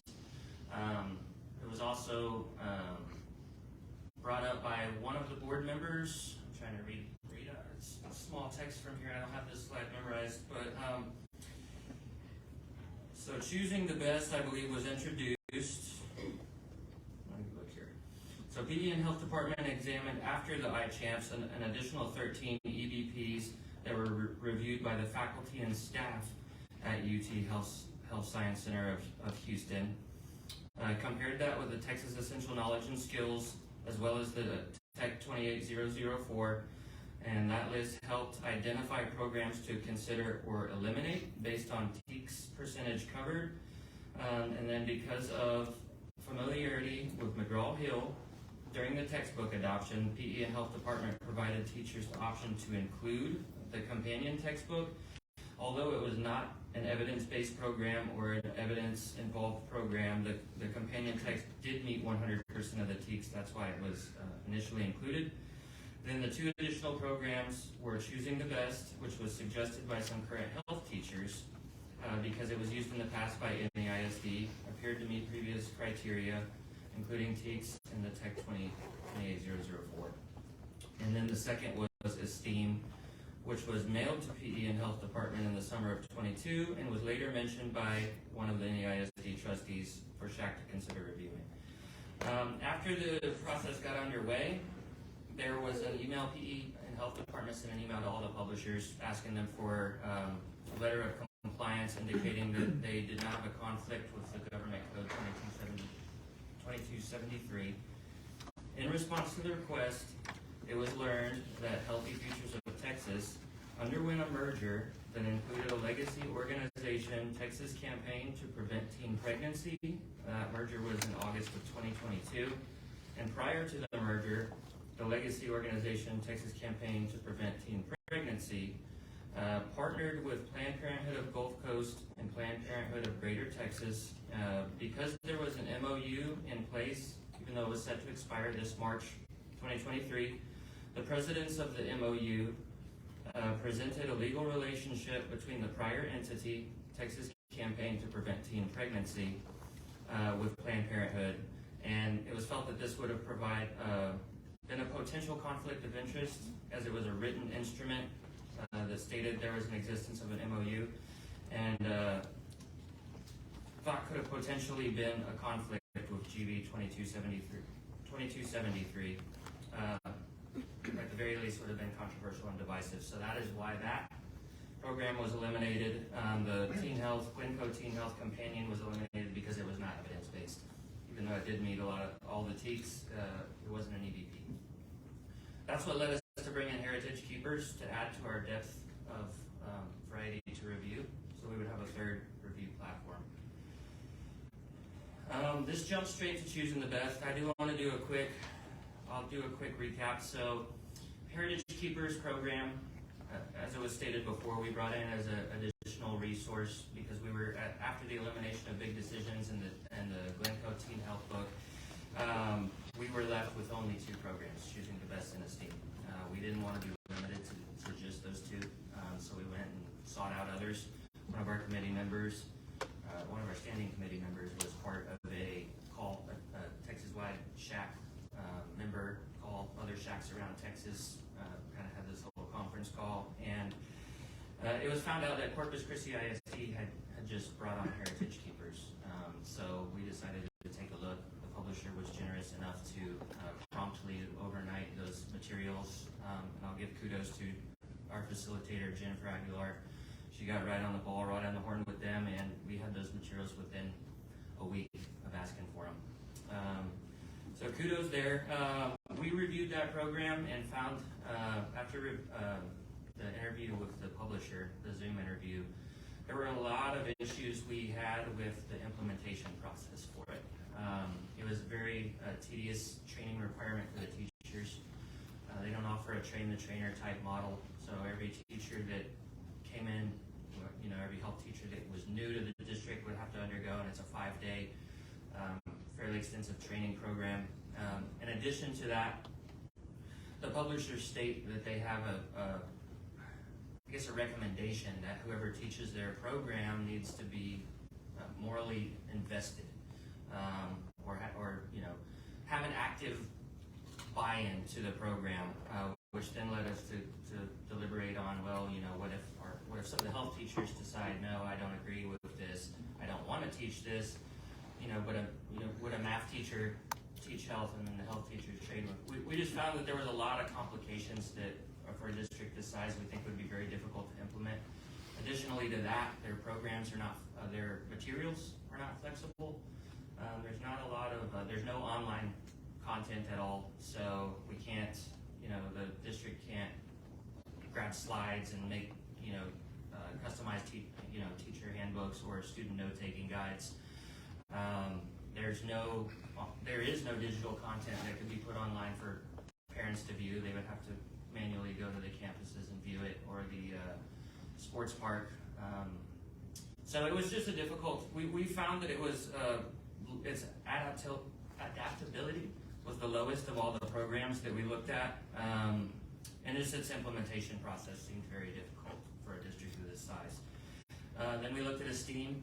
Esteem was a program that had a lot of good content. It was well written.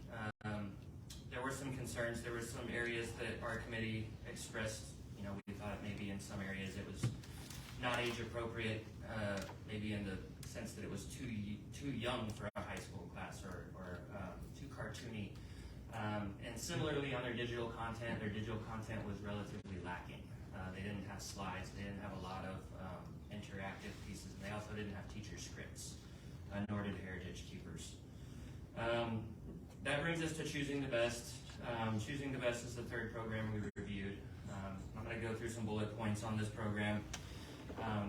Choosing the Best wasn't perfect either, but ultimately we realized that it was the most adaptable of all the programs because its materials are very advanced. They have great digital materials, great videos. So I'm going to go through a few of the bullet points on it. So as far as meeting the TEC 28004, some of the concerns we have, it does meet the intent of the law, but there are several instances in the program where they use the term delay sex interchangeably with abstinence. I personally on my rubric marked that as a B on A passes, B kind of passes, C doesn't pass, because I feel that abstinence needs to be clearly conveyed the way that part of the code is written. Tech 28004 specifies centrality of abstinence, so the wording would need to be corrected. It is an evidence-based program, and in fact it had the most up-to-date evidence. It had I believe it actually had a 2022 study, and a peer-reviewed study. It had the most peer-reviewed data. I know some comments came up about Heritage Keepers being the most effective by the studies, and if you look at the raw numbers on the studies that they publish, they do show a high percentage of effectiveness. However, the studies are very outdated. I believe the most recent study they had was from 2005, and none of them were peer-reviewed. Choosing the Best did have the most peer-reviewed studies available. As far as the TEKS, the teacher's assessment of the TEKS, the NEISD teacher's assessment of the TEKS is what we as a standing committee use as our guiding TEKS alignment, because they're the pros. There's 52 TEKS that this had to fully meet. They met 32 fully. Partially met 16, where it says partially met. The information is there, just needs slight adjustment as to the exercises and how we get the kids to demonstrate understanding of it. Might just be adding a question or getting them to answer a question a certain way. Did not meet 4, so that's something that needed to be addressed. Total of TEKS that need addressing is 20 out of 52. As far as its adaptability, it was the most highly adaptable of the 3 programs. Multiple digital files, in fact digital files of all their materials are available. The program is very well scripted. In fact, it's word for word scripted for the teachers in the teacher guide. Student note-taking guides could easily be made for student-specific basis based on their opt-in status. So for example, one student only was opted into 3 of the 7 lessons. They would have basically a custom-made student note-taking guide that only included their 3 lessons. So the lessons they were not opted into, they wouldn't even have visibility for. They wouldn't have the book. It would just be a district-made note-taking guide that was specific to their opt-in status.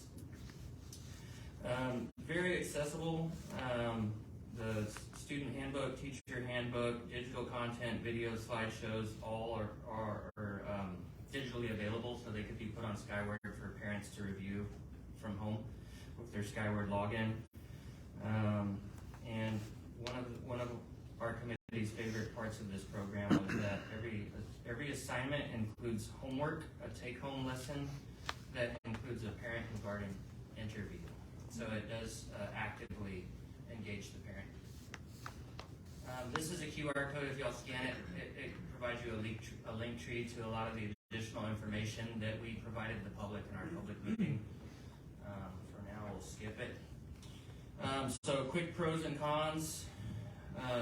Some of this will be a little repetitive, so I apologize for that. But Choosing the Best was the most adaptable. Digital files, all materials are available online. The program is well scripted in the teacher guide. Student note-taking guides can be made very easily on a student-specific basis for each lesson. It also contains lessons for the opt-in violence prevention TEKS. The publisher did state they can even edit the videos within reason, per our recommendation.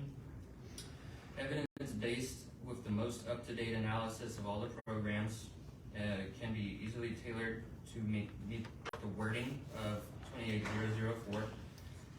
Again, full program can be found on Skyward, had the highest amount of TEKS alignments. For the cons, it uses the term delay sex interchangeably with abstinence. There is a spot in the book where there's a couple spots where it lists, there's a note that says if the student requests additional information, direct them to a school nurse or counselor.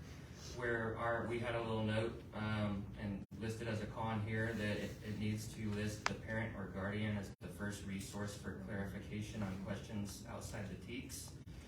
So this is something that would need to be corrected in the student note-taking guides and in the teacher guides. Other cons, there's some lessons that we felt go beyond the TEKS. It's one thing I didn't mention a couple slides back is as a committee we evaluated these programs with TEKS in mind to fully meet the TEKS but to stop where the TEKS end so that we're not going beyond what the TEKS say. We're letting the state make that regulation for us and trying not to recommend anything that goes objectively past that. So there's a few lessons that do go beyond the TEKS. We'll show an example on one of the later slides, but the good thing about this program is those lessons could easily be removed or changed. Some of the videos, again here, sixth grade video potentially normalizes sexual activity and could be potentially seen as desensitizing students. Again, that's where the editor agreed to be able to edit the videos for us, to edit out some parts. And then the term safe sex is used in the high school materials. The committee thought the term safer sex would be a more responsible way to word that. Choosing the Best was a medically accurate program. The Administration for Children, Youth, and Families, ACYF. Let's see here. Let's get to the slide. All right. The ACYF within the U.S. Department of Health and Human Services has completed a thorough and objective review of the medical and scientific information in Choosing the Best and found them to be medically accurate. Choosing the Best is committed to providing medically accurate information based on research from sources such as peer-reviewed, published journals, government agency publications, example from the CDC. So that kind of is going to bring me to, I talked a little bit about adaptability. Adaptability, as it turned out, was one of the higher priorities. All of the programs we reviewed met Tech 28004. Choosing the Best met the highest percentage of TEKS of all of them, but it came down to the fact that this program was just far and away more readily adaptable for the district to make its note-taking guides and student materials as necessary. So the key message here, this is probably the biggest part of it all, because as you saw me mention the delay sex versus abstinence interchangeability. That was something that was a high point of contention for many of us. The teachers who reviewed the program had the same comment. So our solution, our suggested solution, would be that all student lessons have this key message at the top of every lesson page. And it will be bolded and boxed like this: abstinence from all forms of sexual activity when used consistently and correctly is the only 100% method in preventing STDs, including HIV and AIDS, pregnancy, and the emotional trauma associated with adolescent sexual activity. And this wording was taken from Tech 28004. This next slide is just sort of an example of what we're talking about with edits, right? This is a page taken out of the leader guide from Choosing the Best. And as you can see, the little gray area on the side with the small text, that is what the teacher reads. That's the teacher's script.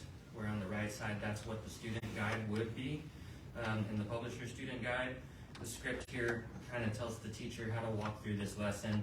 You'll see there that it's lined through That's an example of one of the lessons that we felt went beyond the TEKS.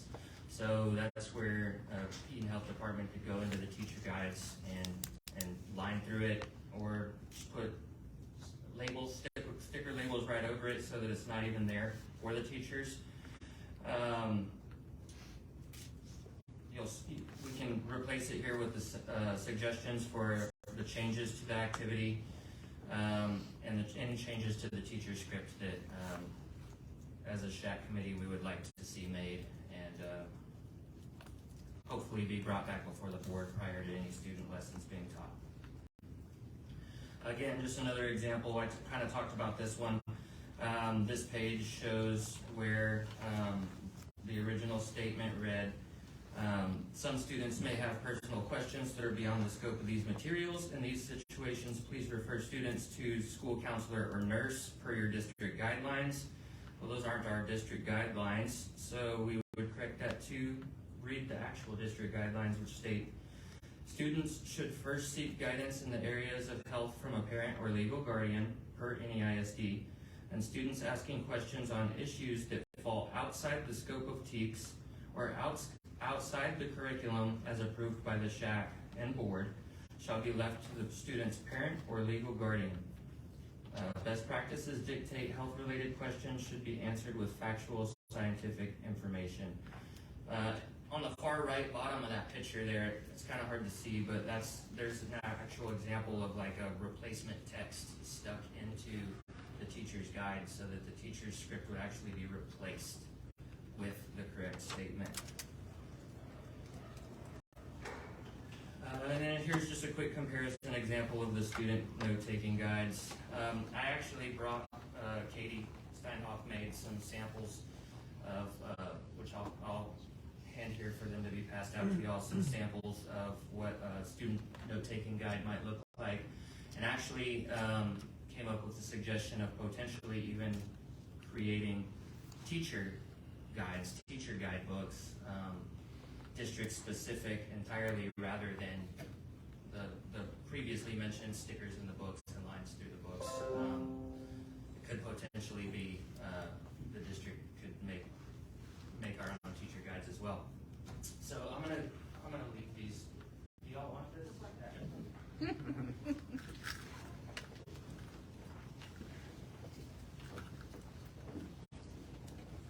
Hopefully I explained that well. That brings me to our Chase Committee recommendation. I didn't put the date that we took this vote as a standing committee, but it was the Friday prior to the April 19th SHAC meeting. The Chase Standing Committee brought forth the motion to vote on our recommendation being choosing the best. However, we voted on recommending it contingent upon the following requirements. I'll read those requirements. The program is to be adopted for a maximum duration of 4 years. Jennifer got quotes from the publisher for what they offer is 4 years and 8 years. We recommend this to be adopted for a maximum of 4 years, if you guys agree. The program would be adopted, again, this is our recommendation, programs would be adopted without the printed student handbooks, teacher guides, videos, and slideshows, as well as the district-made student note-taking guides would be the materials. Student note-taking guides will be created by the NEISD Department of PE and Health as the instructional materials to be given to students. And those student note-taking guides and final instructional materials are to be made under the guidance of the Chase Standing Committee, the approval of the full SHAC, and final approval of the Board of Trustees prior to implementation in classrooms. The teacher guides to be adapted to meet the district policies, fully align with all TEKS, yet not exceed any TEKS, and the edits to script, guide phrases, and all other edits to be made at the direction of the Classroom Health and Sex Ed Standing Committee with the approval of the full SHAC and Board of Trustees. Again, videos to be edited within reason by choosing the best publishing under consultation with the Chase Standing Committee. Key message used in all materials at the beginning and end of every lesson which is the abstinence from all forms of sexual activity when used correctly and consistently, is the only 100% method in preventing infection with STDs, including HIV and AIDS, pregnancy, and the emotional trauma associated with adolescent activity, and direct students to parents or trusted adult where the TEKs specify, and be directed to parent or guardian in the areas not covered by TEKs. So with those contingencies in mind, our Classroom Health and Sex Education Standing Committee voted on this by a vote of 8 yay, 0 nay, and 1 abstain, who was a member of the NEISD employment and felt that at that time that they didn't want to vote, they wanted to be an informational source and not sway us. So it was unanimous among those that voted. After we voted, after we realized that we had our recommendation at that time, as a standing committee, we asked to know what the teachers recommended for the first time. We intentionally did not want to know because we didn't want to be swayed or influenced by their decision. And as it turned out, they made the same recommendation that we made.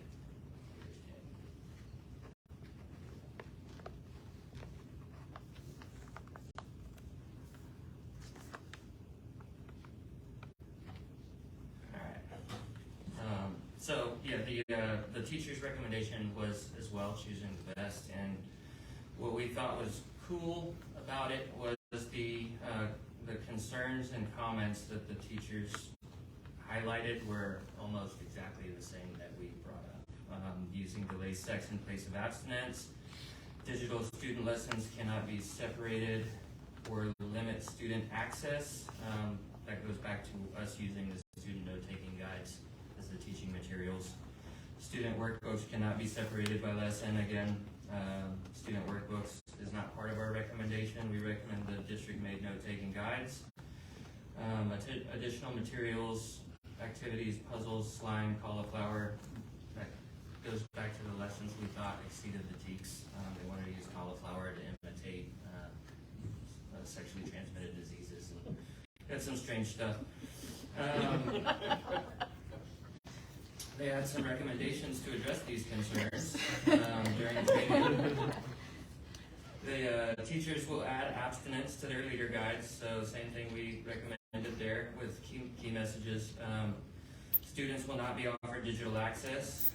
NEISD will create note-taking guides for students to use during the lessons, can be made individually, avoid consumables. That goes back to the cauliflower slime thing. So here you see the middle school teachers unanimously also recommended choosing the best for 6th, 7th, and 8th grade. In high school, they pretty much lay those slides over the top of each other and they say the same thing. So we found that was very cool. We intentionally wanted our process to remain organic. We didn't want to be influenced by the teachers' recommendation, and it kind of makes us proud of the decision that we came to know that the teachers, the professionals that teach our kids every day had the same concerns and the same comments. So on April 19th, the Chase Standing Committee brought our recommendation to the full SHAC. We proposed it with the contingencies that we listed, and conditional upon that the edits be made under the SHAC's guidance and be finally approved by the Board of Trustees.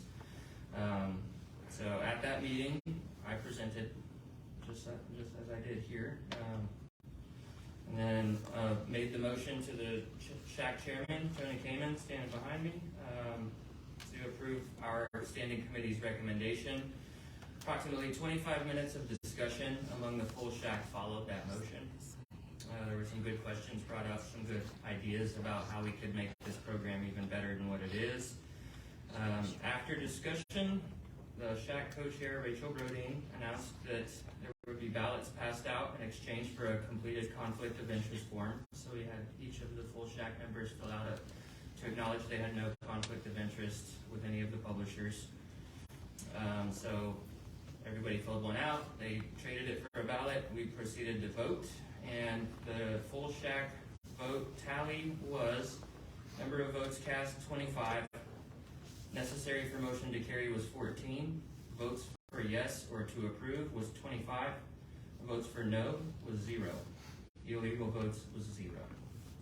So upon completion of the arduous process, Chase Standing Committee and the full SHAC both unanimously voted to recommend choosing the best for 6th grade, 7th grade, 8th grade, and Health 1 high school credit. However, with the proposed changes and SHAC guidance for the edits that need to be made to really make it ideal for our district.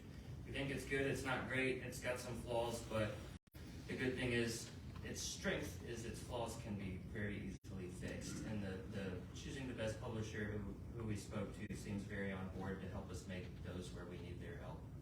And PE and Health, I think, can handle a lot of the note-taking guides, as you'll see in the examples. I don't know if they'll have them, but that's it. I guess from there I'll hand it back to Tony.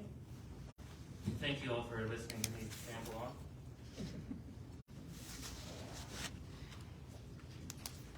So with that, like I said, the SHAC would like to recommend to the Board of Trustees to consider choosing the best as the curriculum for the sex and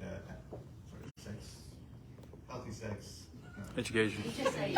HSA, I know those acronyms, the HSAE curriculum.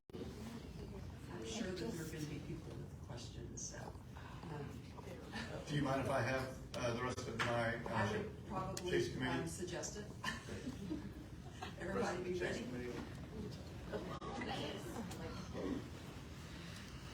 Just go around, you want to start? Yes. First of all, I want to say thank you all. I know you guys did so much work on this, and you have no idea how much we appreciate your time, your efforts, and everything you put into this, because, oh my goodness, I'm just really just profoundly grateful that you guys stepped up. Okay, that being said, all right, frankly, and I think everybody here knows I'm frank beyond words, my favorite was not choosing the best, okay, because I feel like there's a lot of problems, and let me start with number one. Yes, the cauliflower and the green goo did get me in the 6th grade. I'm so glad you guys caught that one. The 7th grade had a lesson in there that absolutely sent me into orbit.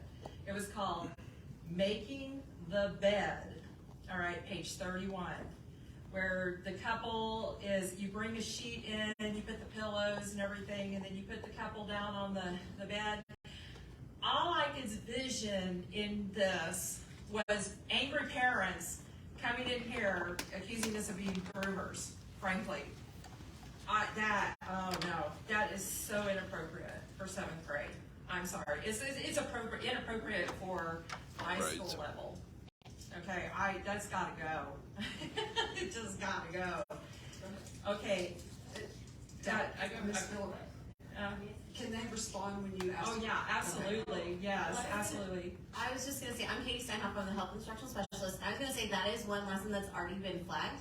As you'll see, if you see the things that we've already made or that we kind of can look at or look for, is like that lesson just completely goes. And it doesn't even go into the hands of our teachers or our students, because we all had the exact same thought of that lesson specifically. So we absolutely hear it, that this group has absolutely looked through those lessons and seen a few places where we can absolutely say that comes out.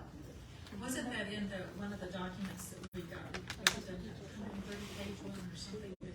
Because I remember specifically thinking of that, and then I saw that it had already been noted and pulled. I don't remember now which. But I remember seeing it because I must have missed the memo, because that just sent me right to the We roof. had a lot to read. Yeah. There's gonna be other things that the public comments helped us a lot in identifying a lot of things, and that's where we kind of fall back to our statement and commitment of meeting the TEKS but not exceeding the TEKS, right? Because the TEKS is the guideline that tells us age appropriate, right? Whether or not we agree, that's the standard of age appropriate, and if it's not there, it's not there. Another one, okay, now we're getting into the high school level here. Okay, the blindfold on page 7. Okay, I'm sorry that, I had many thoughts on that one. I will not share them here, but you can just imagine. Do you mind sharing them in an email? Because we did take, like I said, emails and comments from the public. And you're more than welcome to do that too, is send us an email of which specific areas you'd like to see stricken from the lesson plan, because we probably have already got that in play, is that we're going to take out those sections because they're not age appropriate. Another thing that I'm just, and maybe I missed this because of course it was a whole lot of information I had to read during, but where's the biology in this? I'm looking for it. You have sperm plus egg equals baby. There was nothing in that. Choosing the Best does have a reproductive and sexual health section that does specifically go through the menstrual cycle and that whole process. Like menstrual cycle, fertilization, pregnancy, stages of birth, all of that. Yes. Okay. It's in an online, the teacher video, or not the teacher videos, they're little animations throughout the video to show like ovulation and the menstrual cycle, but that's within a teacher slides only. So it's not anything that would have been in the textbook, it would have been online. Gotcha. Okay, that's why I missed it. Okay, there was another thing that I had a real problem with. Okay, page 23 of the high school textbook, they talk about contraceptives. They don't talk about how damaging some of these contraceptives, like the pill and the IUD, perforated uteruses or anything like that. They don't talk about anything like that. And so this is something I think people should be aware of. If you take the pill, you could get blood clots. Where's that? There's some things I'm just very concerned. I think we're giving out too general a statement. Plus, that's why I liked the Heritage Keepers, because frankly, that was teaching a lesson on A, self-control, and B, it was, having self-respect and understanding that you are maintaining that family value, and also you are the future. And so how you comport yourself at this particular time in history will affect the rest of your life. And I just felt like the Choosing the Best, while it had really pretty pictures and everything else, I just really don't feel like it gets that message across to these kids that you're worth more than this. Get yourself into a position where you can have a really healthy marriage. And that was one thing that Heritage Keepers gave, and it was a clear, concise message. This is, if you do A plus B, you're going to have a much better outcome than just, it's, if you just, hold off, on sex, okay, great, that's wonderful, but how long? And so the moment you get out of your parents' house, and then you just, blow your future then. So that was my concern. So to answer kind of generally, our whole goal was to stay within the TEKS and talking about the contraceptions and their potential side effects is not within the TEKS. The TEKS specifically say to talk on the failure rates, and so that's something that should be taught by parents and legal guardians is kind of where we felt, and to make sure that we're not going and presenting information, anything outside that is really where we kind of came to. Understandable. It's just I get concerned because I know that there's so many health ramifications to this, and I want the best for our kids, and I want them to have that self-respect, and I want them to understand that they're worth so much, and that they don't have to just go give in whenever someone pressures them into it. That was one thing I did like about this. I am concerned about, I don't want to put kids in front of a classroom and have them role play. I think that opens up another can of worms. If it can be something that they can, do where it's not a focus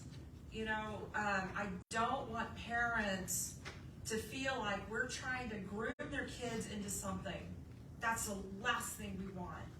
So if we can, you know, somehow figure out a way that our children are, you know, just, you know, yeah, I get it. Let's go ahead and let's say you have a kid over here and a kid over here, and they can speak, you know, across the room. Yeah, I know it's called chaperoning, but, you know, let's not put them in front of the classroom, you know, to be the point of ridicule by other children, because this is a very touchy subject, and, you know, there's going to be a lot of ooh and all that.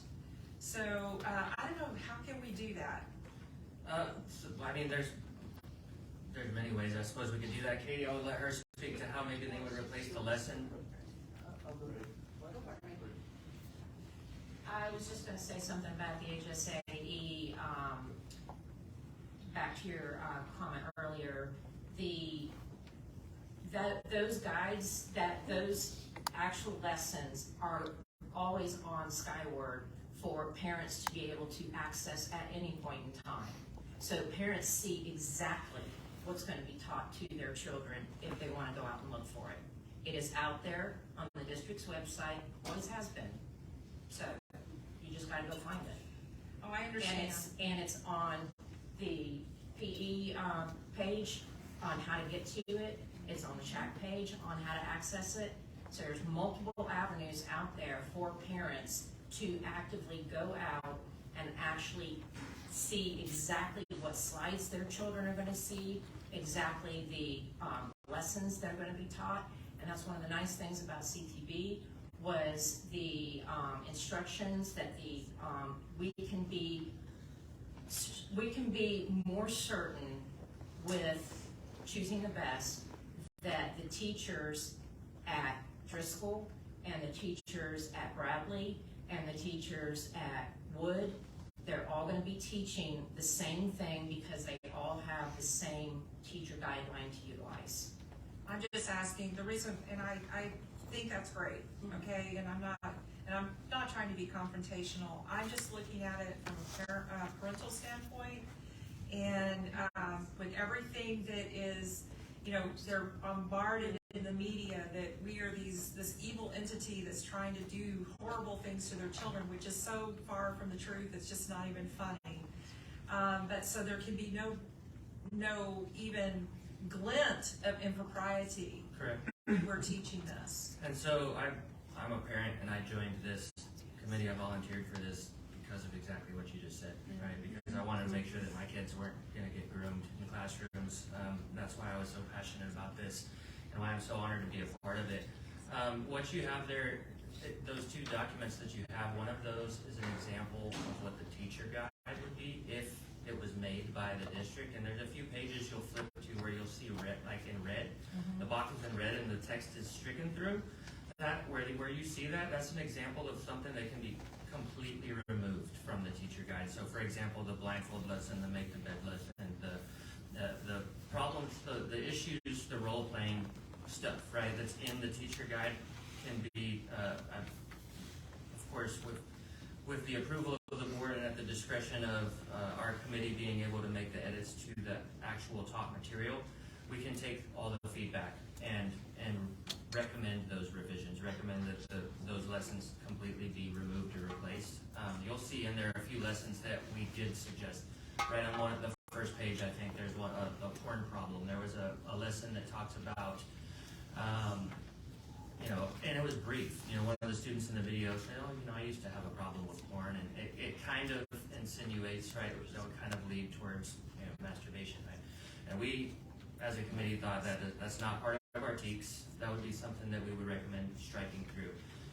So either in the teacher guide, whether it be a literal Sharpie strike through, or whether the teacher guide just be printed materials that they receive, that could be something that the district could certainly edit. And as Texas Education Code 28004, I believe, P states that any instructional materials to be handed out in classrooms have to have a Board of Trustee approval. So that would be something that you all would get to visit again.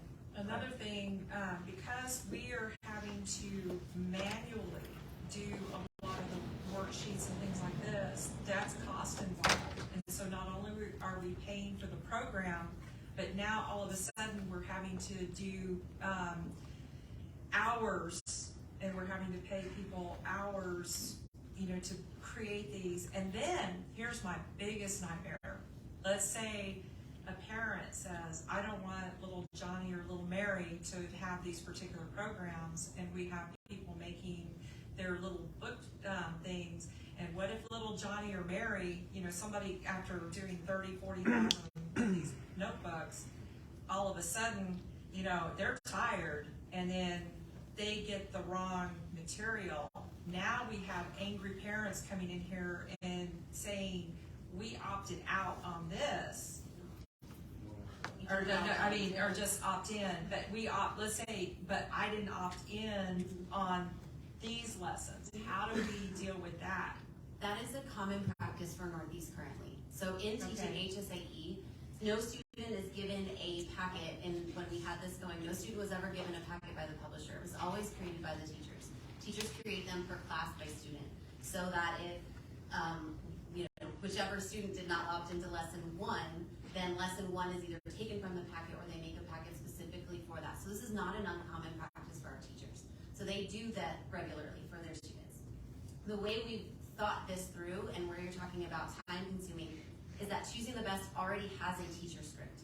Where we have, as an example of what we could do for a teacher guide, that's merely us looking at two side by side and being able to take their teacher script and put it into a format that's only for Northeast, so that only our teachers see that guide. They never see the actual CTV booklet, because we want them to be teaching specifically from Northeast guide, from everything that Shaq, Chase, you guys have decided.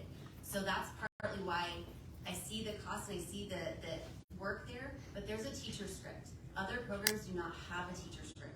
So we are starting from scratch, and where it says, say, students, today we're going to talk about lesson 1. We are starting at that level for other programs where CTV already has that, and we can adapt to adding words, taking out words, taking out whole activities, or adding little pieces that help meet those partial tweaks that we found. And the publishers, and he has said that. He has said that like we've talked with all publishers on what is your adaptability and what we can do, and we have the okay from all publishers to be able to do things of that nature. This one being the most adaptable. I will comment just comparatively, because you have the question about the publishers commenting on it. Esteem was similarly open to us making adaptations. Heritage Keepers actually took exception to us tampering with their copyrighted material to a degree. So it's not to say they didn't have some good stuff, but theirs was very difficult to adapt, right? And to your point, any of the 3 programs would have had to be adapted with teacher note-taking guides. Heritage Keepers, as an example, is their level 1 program is listed as 6th grade through 12th grade. The very first lesson starts out by, in effect, surveying the sexual experience of the class, and one of those levels of sexual experience was being raped. So if you hand that book to a 6th grader, it might be listed for 12th. It's listed for 6th through 12th grade. So if you can imagine what's age appropriate for 12th grade isn't for 6th grade, and vice versa. So there would be there would be significant amounts of needing to edit any of the programs that we chose.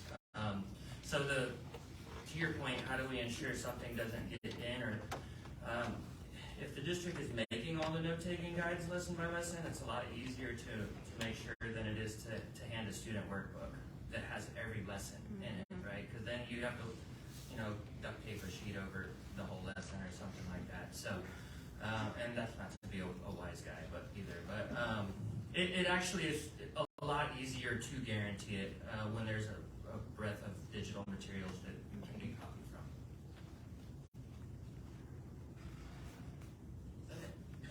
Sorry. That's okay. All right. Do I just go down the line? We got to be jump around.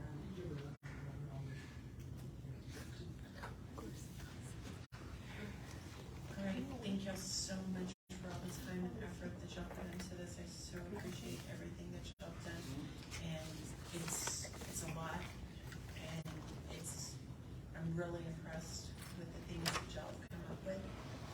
One of the things was really concerned about with reviewing the materials was in Heritage Keepers, I saw consistently abstinence. I really appreciate you adding that to each and every lesson. That's so important. One of the things that I saw that I did not see in here, and maybe I just haven't seen it yet, in the 8th grade manual for choosing the best on page 31, abortion was listed as one of the options, and a side note in the book said that abortion is listed because it's legal. It's no longer legal in the state of Texas, and I'm assuming that gets taken out. Yes, so where you see that in the actual student book, you would not see that in the student note-taking guide that our students would actually see. Again, our students would never see that book, but there is a note for teachers in that on their website from Choosing the Best that also says that you need to teach with what your state recommends, and so at that point that would just come out completely, because we did know that. Okay, thank you for that. And then for the student manuals, do we pay for those and then just throw them away, or how does that work? That's a good question. You did such a great job. I didn't need to come up here. We're actually paying for licenses, so that's going to allow us to snip those images and make that note-taking guide for Choosing the Best. So we have no student workbooks coming to us at all. We have teacher licenses to use it in the classroom. Okay, perfect, thank you. And I think that covers everything I had. Just to clarify, because you were looking for something particular in the examples, the examples that we handed out tonight are just one example of one lesson at one level. It's not the complete edit. It was just kind of to show what it might look like. Okay, thank you.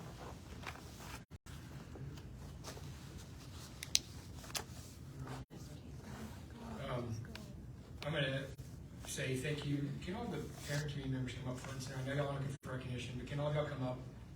Y'all in particular, and thank you, of course, to the staff, but y'all need to be recognized for the work you did, each of y'all. Each of y'all are representing the voice of your single member district, that community voice, and the collaboration that I saw was evident at the first public meeting I attended and here tonight, and that y'all's discussion about how everybody came in, different viewpoints, but work to get to what is best for all of the kids, meeting the law, teaching compliance. Sincerely, thank you, because we can't say it enough, honestly, because this is a huge commitment, and it's all volunteer time that y'all stepped up, and your impact is for the next X number of years and hundreds, thousands, tens of thousands of kids if the parents choose to do this program. So truly want to just say thank you to start with. Question, so how were you happy, I'll just do you, Mr. Elliott, were y'all happy with the parent community participation at the public meetings?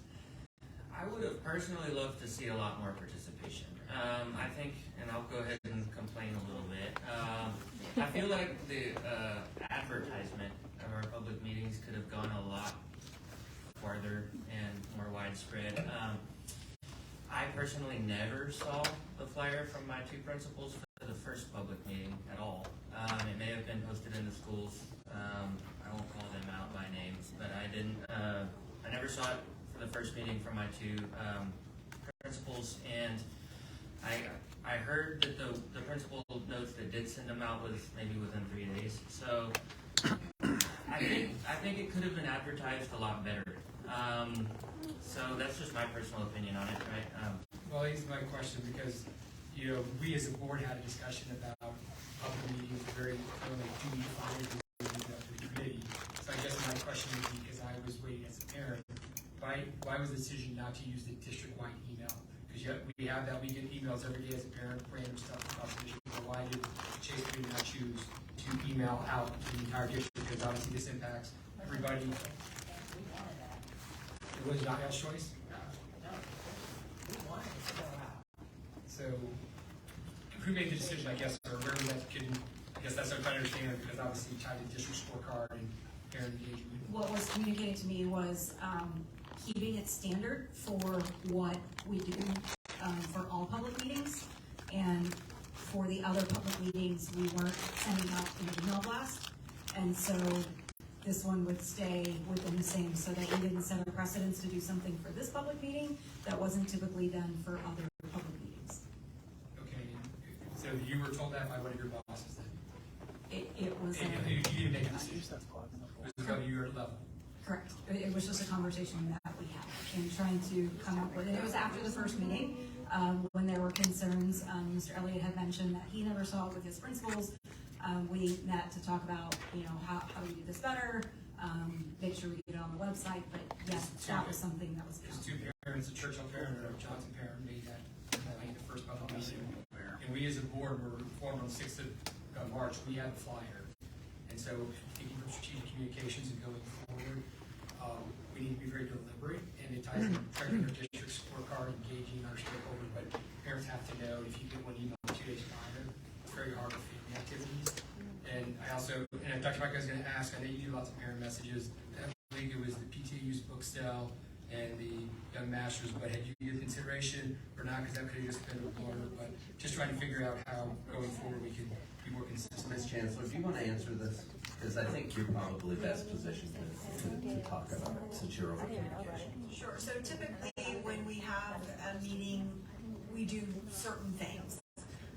So we did have a meeting with Ms. Aguilar and we said this is what we typically do. We weren't going to do something that we typically don't do. It is unfortunate, I understand that the principals, sent it out within 3 days or whatever, but it was supposed to come from the campus, because a lot of times our data shows that when people check their emails, they're usually checking it from their home principal more than they're checking it from, say, a district level. However, we did post it on our main page of the slider, which is when you look at the home page, there are certain 4, sometimes 5 big pictures and articles there. So after the feedback from the first meeting, we did make that decision to put it up on the slider. I believe we had it up a week prior. I don't remember fully, but we had it up with information there. I'm not sure why it wasn't in the superintendent message. I'll take responsibility for that. Sometimes there's a ton of things going on in the district, and sometimes they get in and sometimes they don't. In the future, we can certainly add that. That's absolutely an option that we can do. I would just offer, from the district scorecard perspective, strategic, we're doing a long-term plan. This is a curriculum, once big time. We get lots of parental emails from trustees that don't get the weekly parent email. I'm not sure if they'll do or not messages. So I just think looking forward, we do this again. Some of those things we need to give a long lead and then ensure consistent, because I got one from a certain campus, not from another. I was watching emails to see what did and flow. So just maybe more consistent, because obviously participation rate was low, and which is unfortunate because it's a huge deal. Yeah, what I would recommend also, because I think this board made it very clear that SHAC is your committee. So I think if we do this in the future, what I would suggest is tell us how you wish to communicate it as a board. Because again, this is sort of that it's y'all's board, it's y'all's piece, right? And I think, to your point, I think we need to have a discussion up front about what is it, how do you all want to do it and convey it, and what do you, because we did it in most ways, I believe, correct, other than like 1 or 2. We did, the ad hoc committee had suggested that the larger board chose not to just move it down, because this is our board committee versus staff committee. But so in the future, I think maybe we just need to be very clear on expected timelines. But I'm not going to belabor the point. There was an to me that I was hoping to see more of it, so we got more participation, because I'm all about all of it. Because we got, I think, 17 parents went in person, and then we got about 12 parents that emailed to the SHAC input. So I was hoping to get even greater. We sound like I've got some other stuff as well. Y'all did great, but I just wanted to get that community thing tied to score. If I may add to that, because I actually had that written down too, because I checked when that second meeting was coming up.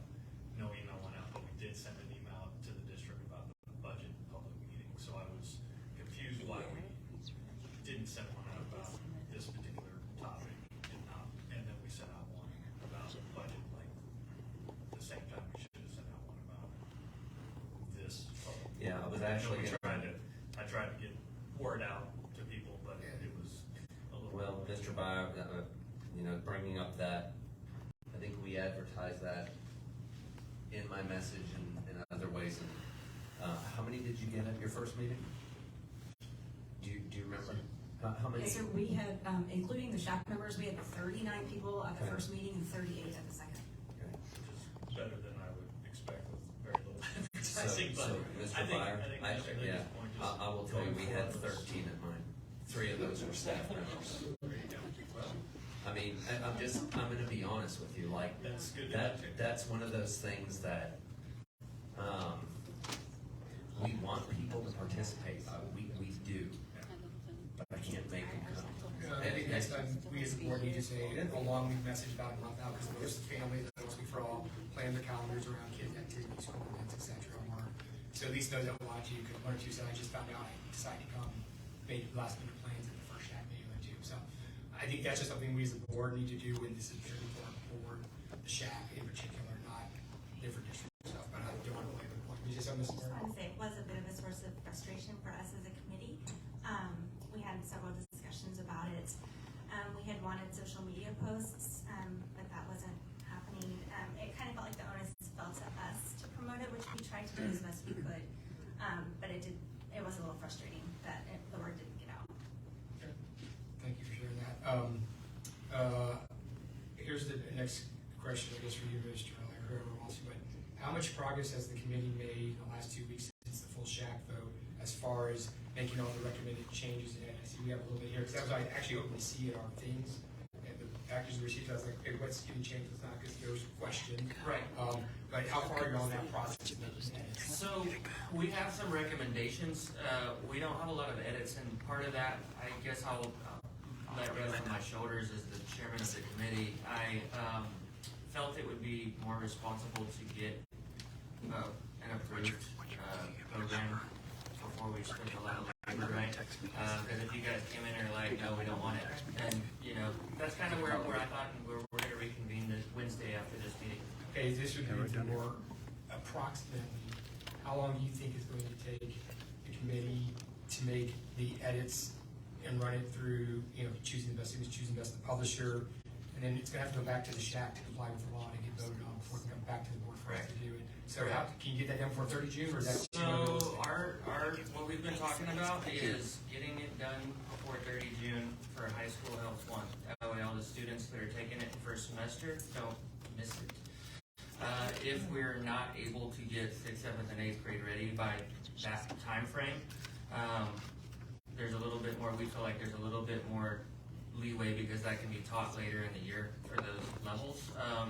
But we do feel like that's something that's attainable to be done in a timely fashion for the High School Health 1 level, for sure, so that the first semester students don't miss out on that. Okay. For the parent previews, is the Chase committee, the parents are writing it, or is the district writing it, y'all approving it? Who's gonna do the parent preview, just so you know, what's the plan on that? So the plan is for Katie and Jen to do the actual editing and putting together of it, but at our direction, right? We convene, Katie's part of our standing committee, so we make the recommendations in committee, and she puts them together for us to then approve. Okay. So I'm good with y'all presented. My one concern, this is, we can talk there as a board, is the law on 28 over pieces. We have to have all training materials, all instruction, but as this action item's written, it's saying adopt it now. But if we adopt it tonight, not just say continue choosing the best, we're actually going to be violating the law because we don't have the training materials, we don't have all the instructional.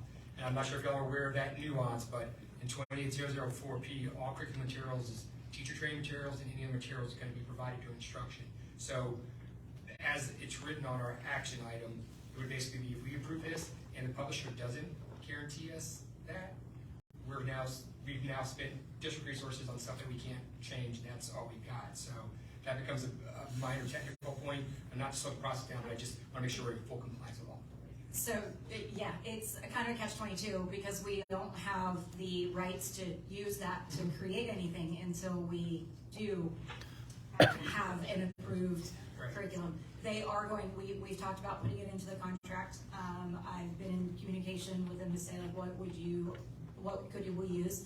And they've talked about we could use the, as you see on that one, the images and those kinds of things.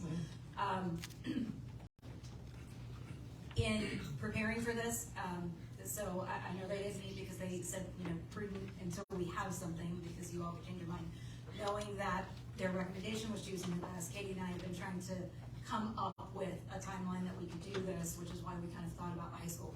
So we've been working on something like this, taking that script for all of high school, and are almost done, so that they could start looking at them. And we, as you can see on that, highlighted things that community brought up were issues, that they brought up were issues, so we can quickly have those conversations on that. No, I think your post is great and the work's great. I just want to make sure we're compliant, where we might have to modify the motion, just say you're approved to continue with choosing the best pending the publisher, when we see it and it comes back to the board for final actual adoption. Because I understand that piece, but we're at a fine point, because I know you can't go forward without the money and the approval from us as a board, but it may not be, if we adopt this curriculum as is, it counters what's actually in there, because it's not 100% compliant with the law, right? So what's written here doesn't align with the action item. Not trying to get semantics, but we have to be careful as a board, because we have to follow the law, which includes P. But that's a good answer for now. We'll have a discussion as trustees, but thank you for that clarification. Absolutely, and I think I might have put something in the 130-page one, that's on me, about implementation couldn't happen until you all had approved it. So I don't know if that helps at all or not. Yeah, it's just you didn't technically, we should say I adopt the curriculum versus I continue to do this until we do, because the curriculum includes training materials and all that stuff. But that's fine for right now. That's a good answer for now. I got one or two more one for you, Mr. Elliott, and then one for any other check me. What is your favorite part of choosing the best? I heard you say parent-guardian interactions as a parent. So that probably is my favorite part, is that it actually has the homework lessons of going home and engaging your parent, to kind of continue the lesson at home with your parent. So it forces them to get involved, and if nothing else, I say forces, but encourages the parent to be like, hey, let me look at what you're learning. You know what I mean? So it was the only one that I felt like specifically did that. But other than that, that's good enough. Yeah, that was the thing I liked, is that it has that direct parent, and it's kind of built in there. And I think that's great. Hopefully it retains all the way through the high school. And I also thought it was a little bit more interactive, where some of the interactivity might have gone beyond the teaks, but I liked the fact that it was active sort of teaching rather than just reading and filling in blanks. There was, right? Great. Thank you. And then my question to any of the other Chase parent communities: do y'all have anything else you want to add? Quick comments or thoughts based on anything that I asked? I want to make sure y'all have a chance if y'all want to say something else. Any other comments from y'all right now? If not, you're welcome to speak if you want, but if you don't feel compelled, I just wanted to make sure you had the opportunity if you wanted to share a thought or two. Because I got one or two more from Mrs. Aguilar. I just hope you take our recommendation very seriously. Like we've said before, we are of all different stripes, and we're very different in ideology and backgrounds, and we have made a very great effort working together and really coming to the same conclusions. And I just hope that. Yeah, no, I think y'all did a great job, great collaboration, and like I said, I am not necessarily opposed. If this is the level of how we approve it. But Ms. Aguilar, I have one or two questions for you, and then I'll hand it off to my colleagues. Oh, go ahead. Oh, sorry, Ms. Barker.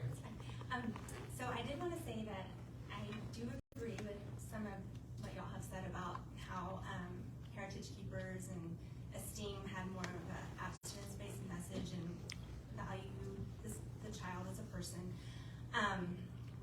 And so this was hard. It was a hard decision. It does come down to that choosing the best has the scripts. And to me, that is just a safeguard for our teachers, and it's a safeguard for our students. Because if everyone is following the script, there's really no room for error. For Heritage Keepers, they say, the teachers take on more of a counseling role, and I have a problem with that, because our teachers are not counselors. And we don't want them in that role, right? So this script is really, to me, a game changer, and the fact that the publisher is willing to work with us, and that we can make those edits and make it more compliant with the law, that's kind of where we came to collaboration and we came to consensus. So That's a great piece about the scripts. Thank you. I'm just going to add a quick more second before you take Jen back. So the concern that you brought up about adoption and potentially getting, being adopted without the edits, right? So that is a concern that a few of us in the committee had, right? And that's why, and one of our biggest I want to say concerns or our biggest caveat, the reason why our recommendation is worded the way it is, contingent upon the following requirements, is because we only recommend it if those requirements are met and those changes are made, right? We don't recommend it in its native form at all. So if there's a way, like to your point, we do recommend and really encourage that the edited materials do have to come back to this board for approval before implementation, right? Yeah. Okay. Okay. Yeah. I don't feel like I'm beating a hog here. Okay, I have a question. Is there any way that you can get in writing that the public, because it's my understanding that the Choosing the Best publisher stated that they would allow changes within reason. Okay, this concerns me because they're within reason and our within reason may be two different within reasons.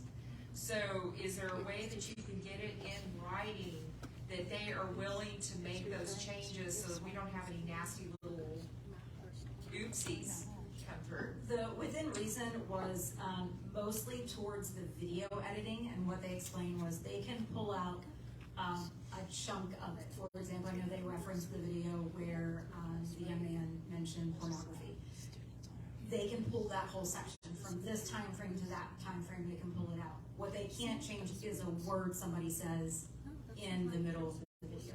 So that was their within reason, and they had said they couldn't change the print book, which was why our initial example that Ben showed to Shaq was the strike-throughs in the teacher book and where we would put a label on it. It was when Katie and I were planning and we went in and looked at the actual teacher slides.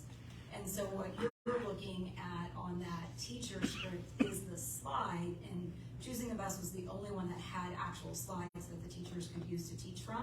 So you see the slide that kids would see and the exact script that the teacher would say, and they are very willing to work with us to do all of that.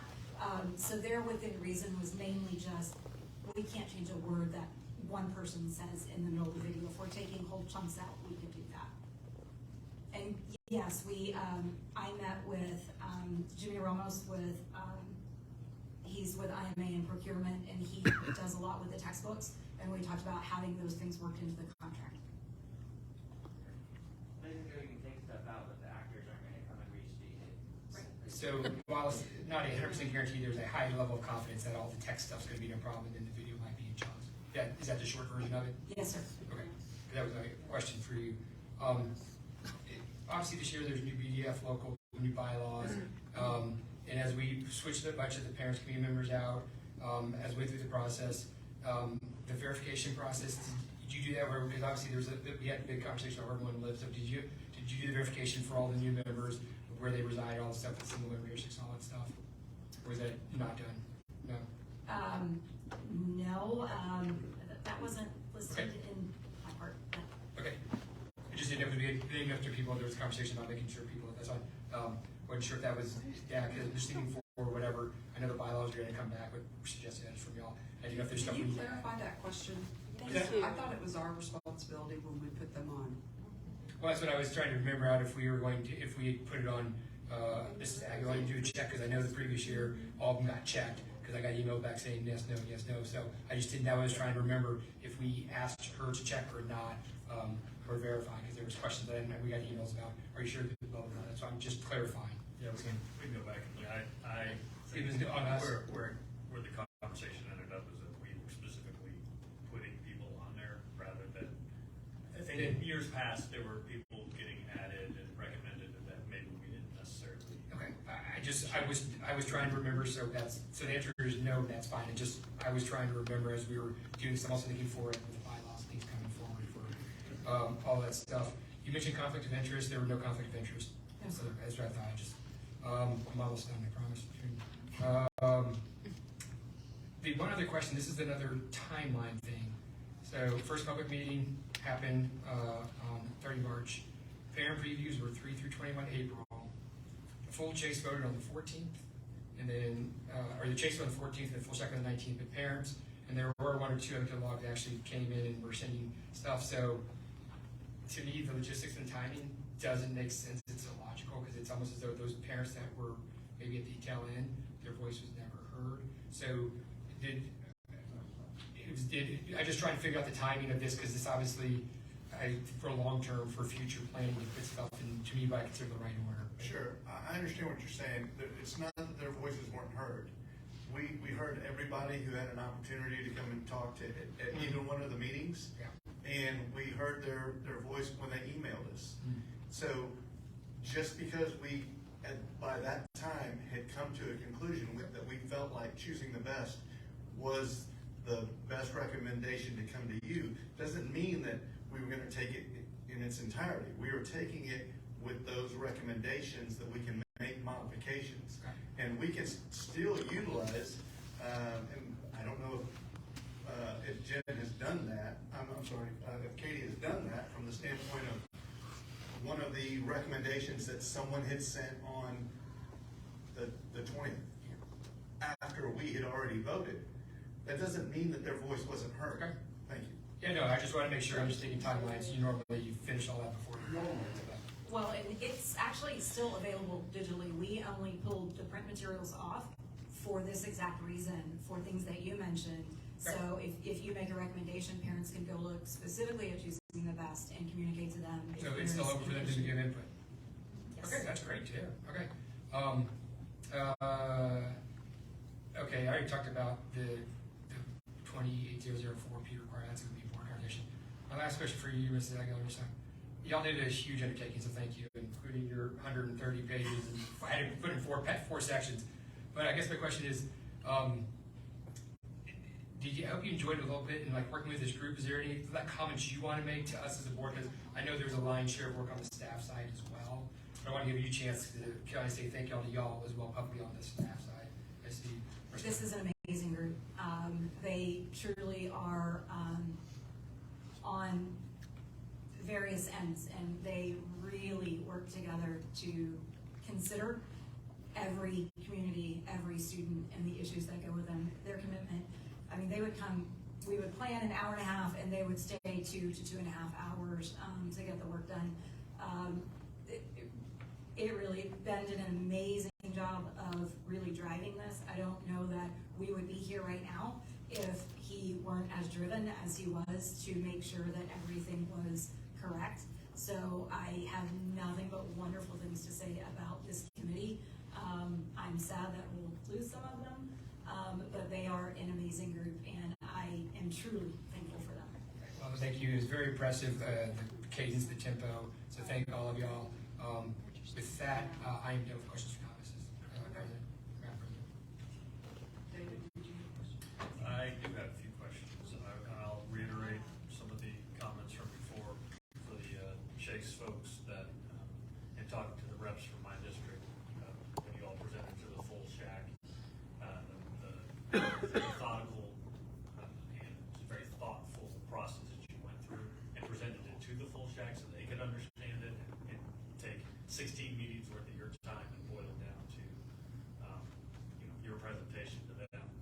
I think that was, and then after me reading through it and seeing your presentation, I think there's a lot of good information that helps us go through stacks of paper that you've gone through for months.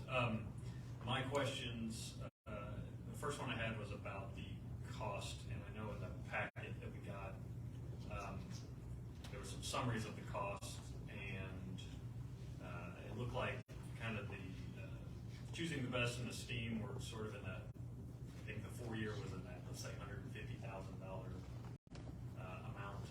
Is that roughly correct?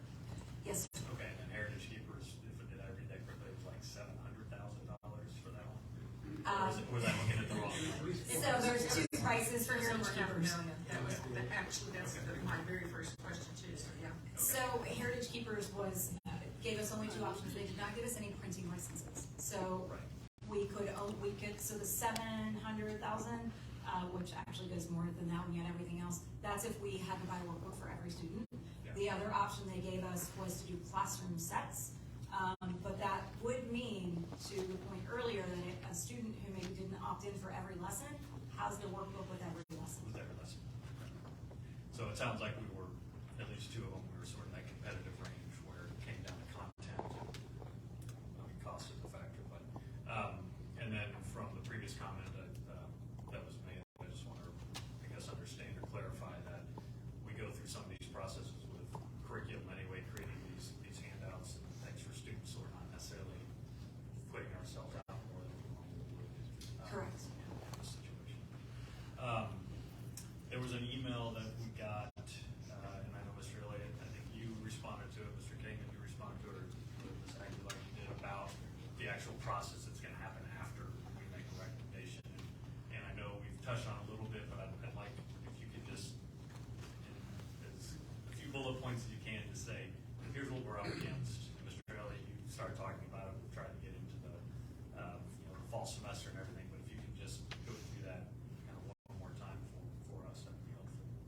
Absolutely. So we are up against the clock a little bit with high school and Health 1 because those students will take it first semester. And so we work backwards from the day we would have our teachers to be able to train them, because we know training our teachers is a very important part of this, to make sure that they're following the scripts, because this is a brand new curriculum, no matter what we do. So that date that we have all of our teachers, where we wouldn't have to necessarily pull them out of instruction, would be on curriculum day on August 8th. It's the day that we would have our second year teachers full time. So moving backwards from there would be, we have to get it, let's say, in front of the board, and before that, it would have to go in front of SHAC again. So this is why Katie and I were trying to be a little bit proactive with our fingers crossed, knowing we might be wasting our time if you choose to go with something else. But that way we could get back with the chase when you make it, and we're already ready with, based on community feedback, based on what they already said, we've already kind of identified some changes that would be in there, so that perhaps we could get that to SHAC either, believe it or not, next week, or make a motion to add a June meeting for SHAC where they could see that. So if we could get it to SHAC in June, at least for high school, then we could bring it to you all if there's a July meeting, hopefully, or we have that meeting, the SHAC meeting, prior to your June meeting, which I think we could even make that happen. And then that way we would at least be ready for high school, so those kids wouldn't miss it for that first semester. And then that would buy us time to get all of the other grade levels done in time for spring. And we have a plan of how we would catch those 6th grade health students who took health in the first semester. We could catch them in PE in the second semester, the first year of implementation. The 4-year recommendation for this curriculum, was there discussion about the extension of that, or saying that if everything's going well in 4 years, we can just keep on rolling with it, or is it truly 4 years and now we've got to reevaluate everything again? I guess what were some of the discussions you all had about that? So I met along with, again, Jimmy Ramos, we met with 2 of the 3 publishers. We did not meet with Heritage Keepers just because we got that quote kind of late. And so we just kind of waited on that one. And both of them would allow us to put into the contract an extension to 8 years. Esteem is actually working on a new edition, that it would be a whole new edition 4 years from now, that we would have to look at that one again. But they were both really willing to work with us for a longer extension at that price. And I think most of the other questions have been asked that I had on my list, but one thing I would suggest, maybe I'll email you to add it to my comment, where we talk about, adding the stickers for parent guardian, and it's where you say trusted adult. I'd like Chase committee, what did I say committee? Anyway, to maybe look at keeping trusted adult in more areas than we may think right now, because even though every child has a technical guardian, that guardian may not be somebody that is willing to talk to them or even cares to talk to them, or they may not necessarily see that guardian at all times. And so I don't want those students to get in a disadvantage where they're either not fulfilling their homework requirements, or they're getting a teacher sort of nagging them for something that they maybe can't necessarily get. And so just, I think having that information to direct those students to parents and guardians, that kind of thing, is great.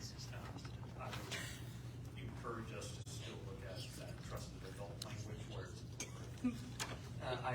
we agree as a committee with that. So what we kind of decided and talked about, because the actual TEKS use the wording for trusted adult. So anything that's a TEK, which we're deciding, right, that curriculum has to teach all the TEKs and not go beyond the TEKs. Where there's a TEK, it should say trusted adult. Where we talked about omitting that is to information that goes beyond the curriculum content, right? If somebody comes and asks a question like something that might be considered grooming, right? Something that is outside of the scope of the curriculum, that's where the idea was to just leave it to the parents, so the parental right maintains there. And about the 4-year thing, I was going to make a comment from the parent perspective, and our conversation around that. Some of us wanted to do 2 years if we could, but it was more around doing it for the shortest duration that we had in order available to us that made sense, so that it could be evaluated as is it effective, is it working for us, and if it's not, then maybe we could look at, like Jen said, Esteem. A lot of us liked a lot of what Esteem had to offer. Their materials were, they weren't ready, right? It would have taken way more of an undertaking. But when we met with them subsequent to the last parent meeting, we had one more meeting and we met with them, and the publisher is like, we can do whatever you guys want us to do, but we don't have time to do that. So that was just something where we think would be worth reevaluating after 4 years. Well, and I think that gives if you start in 6th grade, you've got 6th, 7th, 8th, 9th potentially, or whatever, you get into high school, so you'd have some, I hate to break it down to data, but you'd have some feedback as to what's effectively working for 4 years. Right, and if nothing else, I know the district doesn't data collect, which is good, but if nothing else, you can see how your opt-in rates look too, and I think that could be an indication of how the parents like it. That's all I have. Thank you. Just one more comment about Esteem. They're actually in the middle of creating a 5th edition right now. So that posed a problem because Esteem, we have to go through the whole process again. We were looking, what we have is the 4th edition. But if we, adopt something for 4 years and we decide this isn't working for us, Esteem will have a new edition available at that time that we could always look at if we wanted to do so. Yeah, about Esteem, that one of the things that caught my attention, I did notice it was in its 4th edition. And if you have a connection with their publisher, can you please tell them, if you're going to put out something for the education community, to please check your typos and your grammar and your punctuation. And oh my gosh, that was embarrassing. I was thinking, if I'm a teacher and I'm giving a student something where they can't spell counselor, where they can't spell minor, as in digging in a minor, it was stunning. The number of, and I read almost every word, I think, and I could not believe the number of grammatical errors that I saw. So that right there, even though I really respected a lot of their lessons, some of them were very thoughtful. The one on bullying, they had some very good comments on bullying and on freedom. I thought there were some really great statements in there. But their data was so old. I saw some that was 1993. And if this is the 4th edition, by then, and even their last edition was 2020, and when they did the media lesson, didn't even have TikTok. And by then, TikTok was 4 years old, and it was already the most massive social media presence out there for our children. So it missed a lot of points that bothered me. I really agree with y'all on the heritage keepers and the lack of flexibility. The cost stunned me. That was so far out of range, and this inflexibility with their trainers. To me, that almost implied that all these teachers that we have, that shout out to y'all, but shout out to our teachers too, that put in so much time and effort in that 130-page thing. Oh my gosh, that was intense and intent and just great work. And having said that, I need to echo what's already been said, and thank you to y'all so much. You've made it an easy vote for me, because I could never disrespect all the work that y'all have done. Yeah, I spent a week, picked up the box of books last week, and I spent all week reading it. Y'all spent months. And your thoughtfulness and your depth of digging into things and your ability to, what's the words I'm going to use? You were cooperative and respectful of each other's opinions, and that I really sincerely appreciate. The Heritage Keepers one, it made me very uncomfortable. To say that their trainers had to fly out here from South Carolina just to teach our teachers, I'm sorry, but I have a lot more faith in our teachers. I think they're pretty outstanding professionals and don't need their hands held that way. It seemed to indicate a lack of trust in our teachers, and that greatly concerned me. The other thing about both of these other programs too, Esteem and Heritage both seem to put more of the burden on our young girls. There did not seem to be enough support for our young men in facing situations that could be detrimental to them or to other people around them. It was all about, particularly with Heritage Keepers, it was about how you dressed. But it all seemed to talk about the young women and almost would invite a guilt trip for how they were dressed, and that concerned me, whether it could be phrased better or differently or whatever. So it didn't, I didn't feel the support for our young men in that program, and help for our young men in making decisions. So, yeah, y'all made the choice very easy. It was, I would like to say I enjoy reading all those books, but y'all have spent so much more time than I did with it, and so for that, I sincerely appreciate all of y'all have done. I did want to just make one comment about Esteem. That is an in-house publishing company. It's one lady started it, so that's why you saw those errors. And she was very receptive to our feedback, and I think that's why they're constantly taking feedback, and that's why they're right now in the middle of a 5th edition. But they're doing some different things with the artwork, and yeah, so we noticed those as well. But it is a kind of an in-house publishing thing. So I did notice that it was very much a small, little one-man operation type of thing. So thank you for noticing that. There was another part of Esteem too that caught my eye, and I've just lost it. You said something and it triggered that for me. But yeah, it looks like they can make an effort. But if they can update, they might have something. Oh, I know. I think it may have been you that said it. Is there the books for the older children very childish? Yeah. Very, very inappropriate so far as talk down. Right. Just really. I think They were a little young. Cartoonish. Yeah, there was some cartoonish imagery. And to Diane's point, they're I think they might have something good coming out, right? But it's going to take them a while. Another They've got thing. a lot of work to do. Yeah, and the lack of separation between the lessons, and it was tough because all the lessons of that program were not all HSA. They were not all our opt-in lessons. So there was a lot of lessons that, maybe if it was like a one school district, one high school type of health program, then it would make more sense. But that's why at this time really it came down to the fact of, with choosing the best, we had no idea. We didn't know anything about cost, because obviously that's not up to us to decide, so we didn't even consider it. I had no idea. That was stunning to me. That was absolutely, it was so far, all I can assume is that they are maybe focusing on private schools that have a lot more money or something like that, because I can't imagine. Well, I think from talking to them, their typical model is not ISDs at all. It's more like community programs that would go around and teach, like community outreach programs where you're not buying 40,000 books. You're buying 50, and then that small group goes around and maybe teaches it. So I guess I can understand, the scope of the volume of materials that would have to be purchased by a district of our size.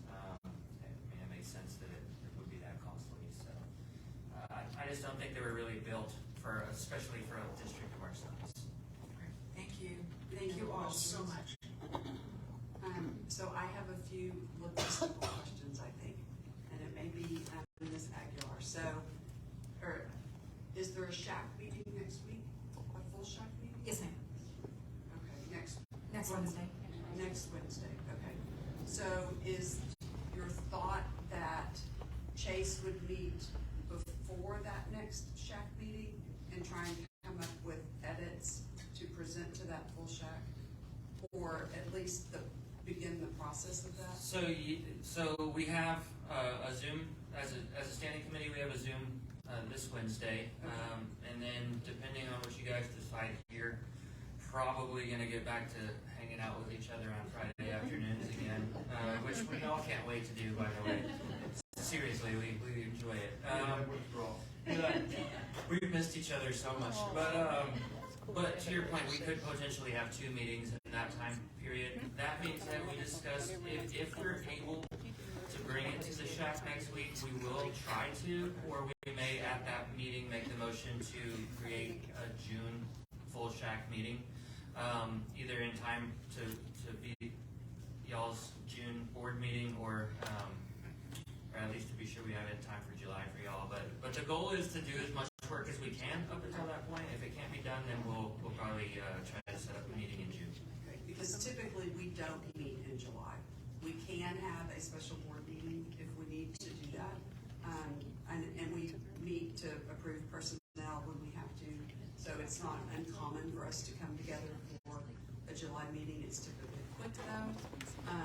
But, you know, I guess our regular meeting in June is 21st, is 24th, is 20th. Our Yeah, regular regular meeting, I meeting think is it- June the The last regular meeting's June 8th, but we got another one on the 19th. Yeah, we've got a June 8th So and a June those 19th. are budget studies and those types of things, but if, you could always add it. Yeah, I think we had talked about potentially June 5th for the shack meeting if we can't get it So done. then that would be before the 8th. And then I'm sorry, were you gonna say something? No, ma'am. Oh, June 12th is the regular, June 12th, regular board meeting. Okay, you don't have it in my brain. And then we have to notify parents before the school year, right? If we're going to offer that, and when does define before the school year? So that's typically done through a Skyward notification. And it goes kind of with that welcome packet and all the forms that the parents sign at the start of the year, so it's part of that. And we, you know, with the adoption of the program, if that's the way you go, we feel like we could still give those descriptions of what's gonna be in those lessons. So, you know, the tweaks that they're looking at making are small tweaks, not a huge, they're more like activity tweaks, not whole lessons. And so we could still meet that description. We still know our window of time. And so we would be able to meet that deadline. Okay. I had another question, I just lost it. So I'm wondering if we can make the motion to be a recommendation that is basically, on, and I don't know, was the recommendation in this? Cause I had printed the rest of this recommendation. Can I ask one more question before recommendations are made? Okay, I'm a show me type of person, okay, and I like everything in writing. You know, you say it, it goes into the wind, you write it down, you own them, okay?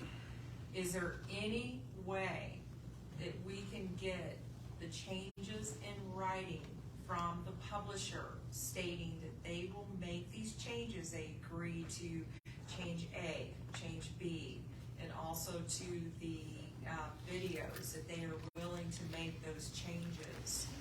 Because I'm very concerned, because I know how, you know, you lock yourself into stuff and then all of a sudden it's like, oh, you never said that. I don't know you. That sort of thing. Is the only change, sorry to piggyback on that, but is the only change the publisher would have to make would be editing the videos? Because the script and the note-taking guide, that's all on us. All on us. Okay, So really, and how many videos are you thinking that you want to change? So there's one video per lesson per unit, right? So high school, for example, I want to say had 7 videos. I had comments on 4 of those that were a 5-second change, maybe a 2-second change. So it's nothing that affects the teaks? Or Correct. it's just something that goes It's beyond that? something that would take out what goes beyond the teak, but keeps it within. Was it necessary? Right. Okay. I'll give an example. So there's a video that's talking about some girl was at a party and she, I thought he was hot. It's okay if I have sex with him. You know, I'm like, no, that section right there, just snip it and forget it. And the young man talking about briefly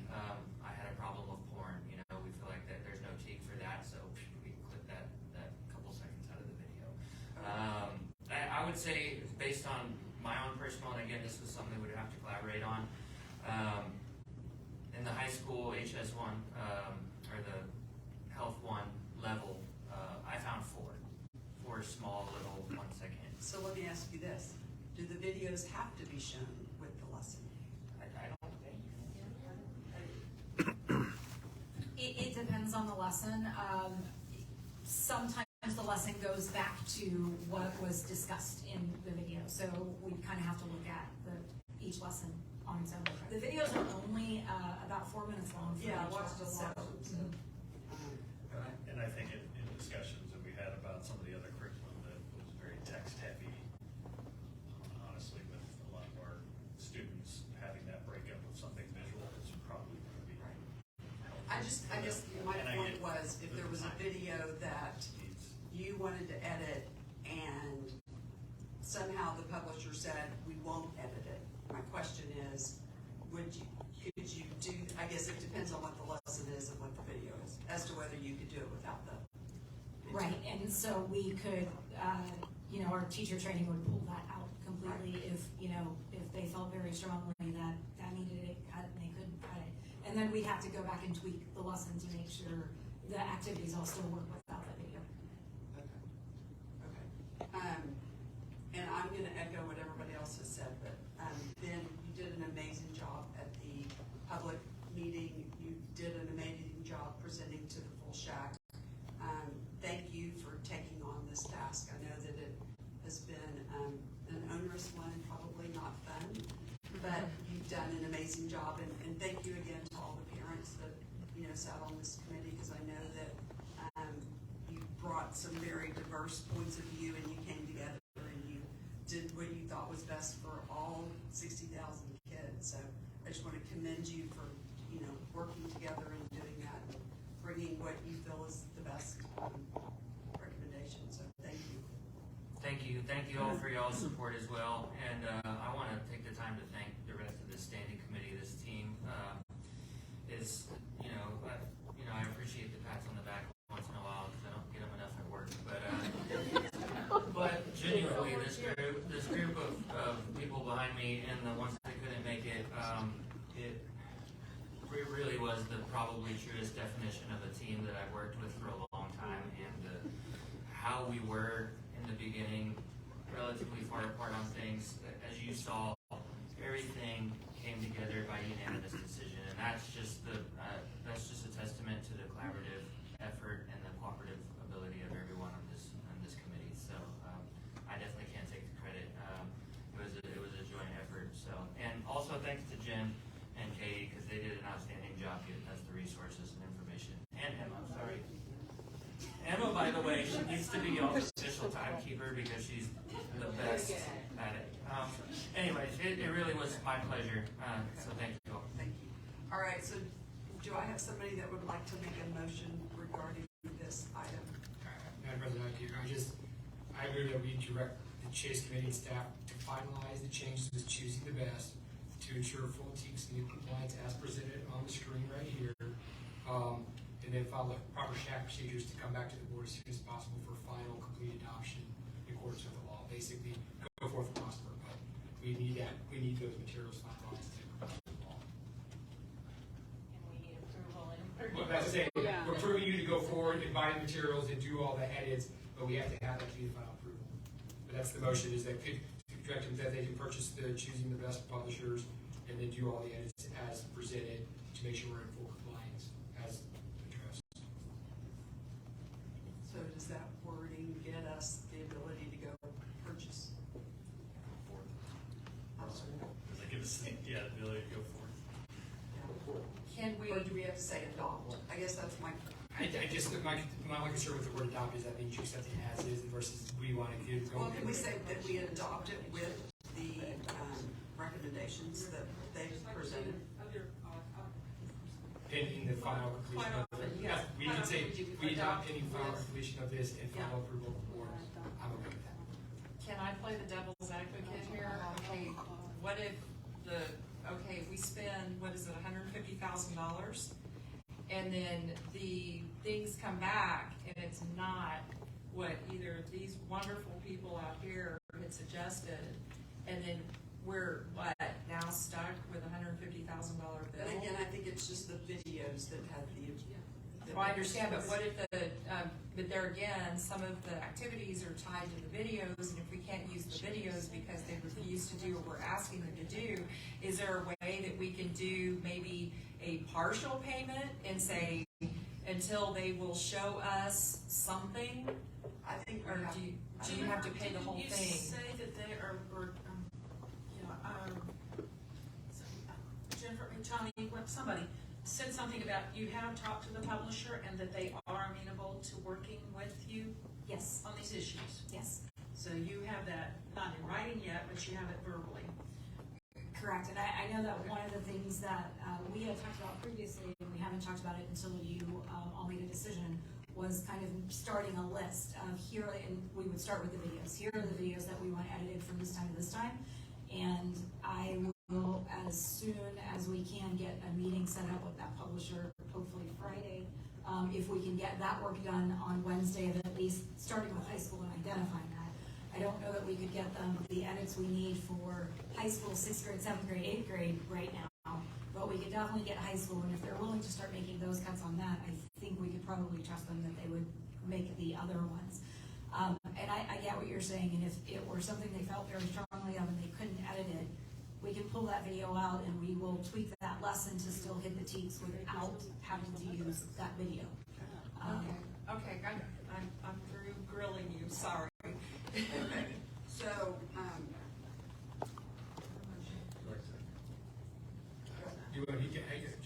I'll make the motion that, I move the motion that we adopt the Choosing the Best Curriculum with the caveats presented by the SHAC to come back for final approval when all editing is done. I second. All those in favor say aye. Aye. Opposed? The motion carries. Thank you again, thank you for all your time. And if I could add, we asked the community to do this, and the community brought us something back, so I think we did the right thing. Listening to our community and going forward with it, so thanks everybody for all your work. And just kudos to Tony to explain the hat issue, so thank you very much. And I'm always curious when people come in hats. All right, so Julie, we're moving on. Yes. I had a full head of hair before this committee started.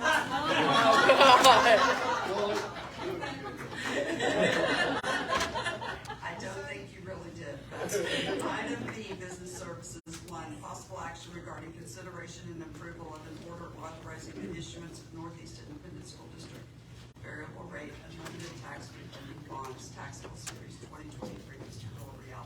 Yes, Madam President, members of the board, Dr. Mike, executive staff, and guests, we bring to you tonight a request to approve an order authorizing the issuance of Northeast Independent School District unlimited tax refunding bond series 2023, which to refund 2022B and 2022C. We did this last year. We did a VRDO, and then we did one in 2021. Michelle Aragon with Hilltop Securities is here. If there's any detailed questions you might have. And we've got Matt Lee, bond counsel with Norton Rose Fulbright. Does anybody have any questions about this? I have one just for clarification, the big picture for the community, because obviously they hear money in bonds. Can you do a very brief explanation, because we do this routinely? Yes, sir. We do a lot for variable rate, and we look for the best rates that we can. So we save money at the back end by going short and getting some short-term rates that are a lot better than going a little longer. So it kind of, in essence, we end up saving the taxpayers money at the back end by refunding and prepaying stuff. And that's the goal, is to save taxpayers money and balancing it. Yes, sir. Okay, that was the only question. I want to get that on the record, because when people ask, what do you say? Mr. Villarreal, thank you. Anybody have any ideas? All right, do I have a motion to adopt an order authorizing the Northeast Independent School District variable rate unlimited tax refunding bonds, series 2023, pursuant to a delegated sale as presented? So moved. Thank you, Ms. Villarreal. Do I have a second? Second. Thank you, Mr. Byer. All those in favor say aye. Aye. Opposed, the motion carries. Item C, consent. 1, business services. A, 50,000 purchases. 2, modernization of the Richard A. Middleton Education Center passenger elevators bid delivery method approval. 3 minutes from April 2023 for end of consent. Do I have a board member wishing to pull an item from consent? Yes, ma'am. I need to pull the minutes for April 24th.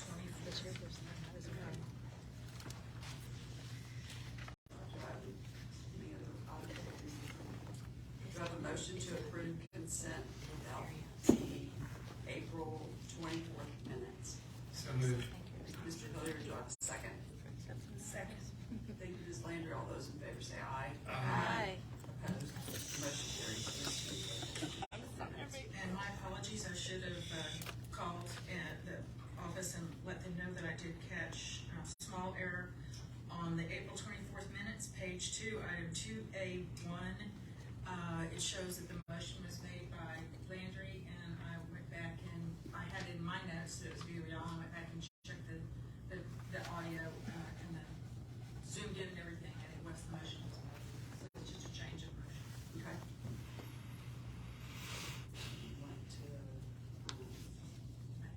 Any questions on that? So, with that correction, I move to approve the minutes for April 24th. Okay, do I have a second? Second. All those in favor say aye. Aye. Opposed, the motion carries. Item 13, reports. A, interim financial and management reports. B, awarded bid report. C, third quarter investment report. D, open records request report. Those have been provided for you. Item 14, discussion and possible action regarding board members' requests for items to be placed on the future agenda and a request for reports from the administration. Does anyone have any? Got a couple of reports, but I think in the interest of time, I'll hit the highlights and send Dr. Mike an email if everyone's okay with that. Sure. But the Rome 4 special edition we heard from the first gentleman, could we get an email update on that? Was the first one. And then the other 3 I have are budget related. It was just going to be the numbers from central office staffing, some of those different things. But I'll send that to you. But then if we everybody, the report will see it's just for budget season, so they have time to get a couple of numbers just the last 2 years and then project for next year to get an idea.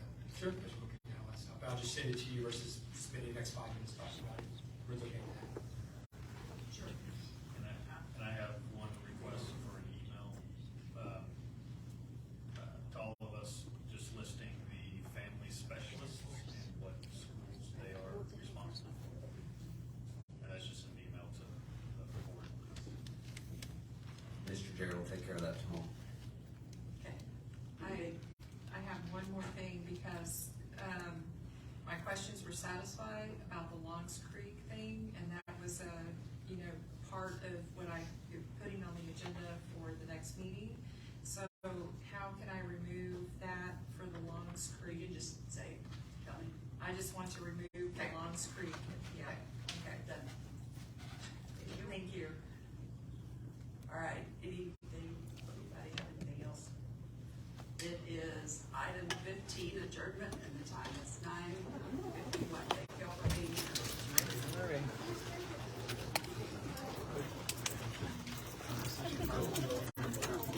Moved it right behind the truck. I'm in the parking garage.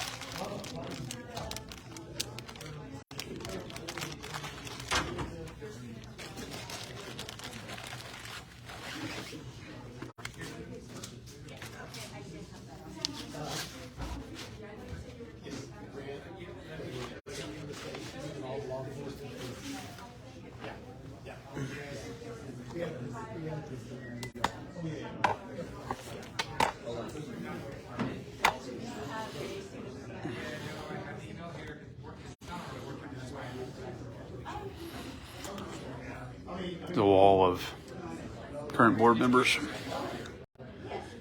All were present except for District 2, Terry Williams tonight.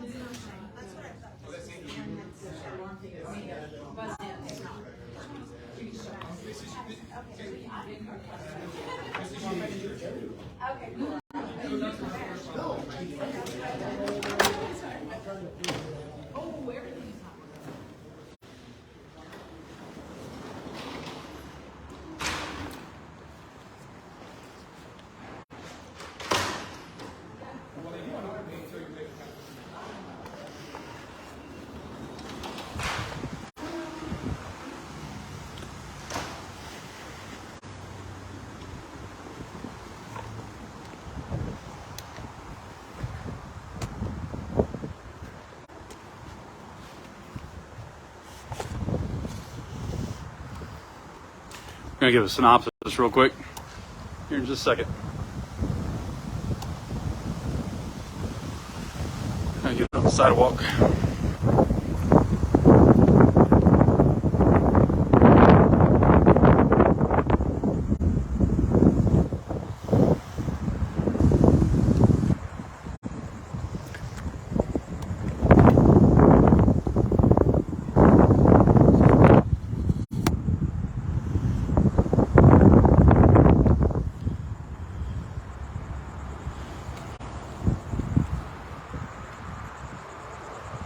This is Patrick Von Dillon reporting to you live. The NEISD Board of Trustees meeting just finished. Today's May 8th, 2023. And we've got some great news for you that San Antonio Family Association's work to help change the NEISD, particularly the sex education program, is working. Elated in the progress that's happening. And starting on this day 7 years ago, when NEIC's Board of Trustees, different board, on May 9, 2016, they voted to embrace the Planned Parenthood California Sex Education Curriculum through their sister company called ECR. The curriculum is called Draw the Line, Respect the Line, for 6th, 7th, and 8th graders, 11 through 13-year-olds. In which it promoted promiscuity, perversion. Oh, and went a little hard here. Hold on a second. Check.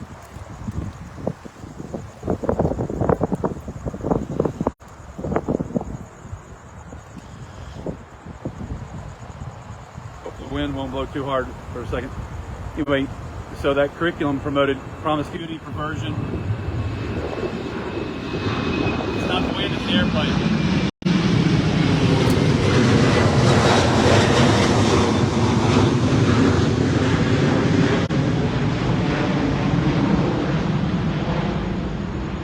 So in a nutshell, great news. The school board of trustees made a vote in recommending or adopting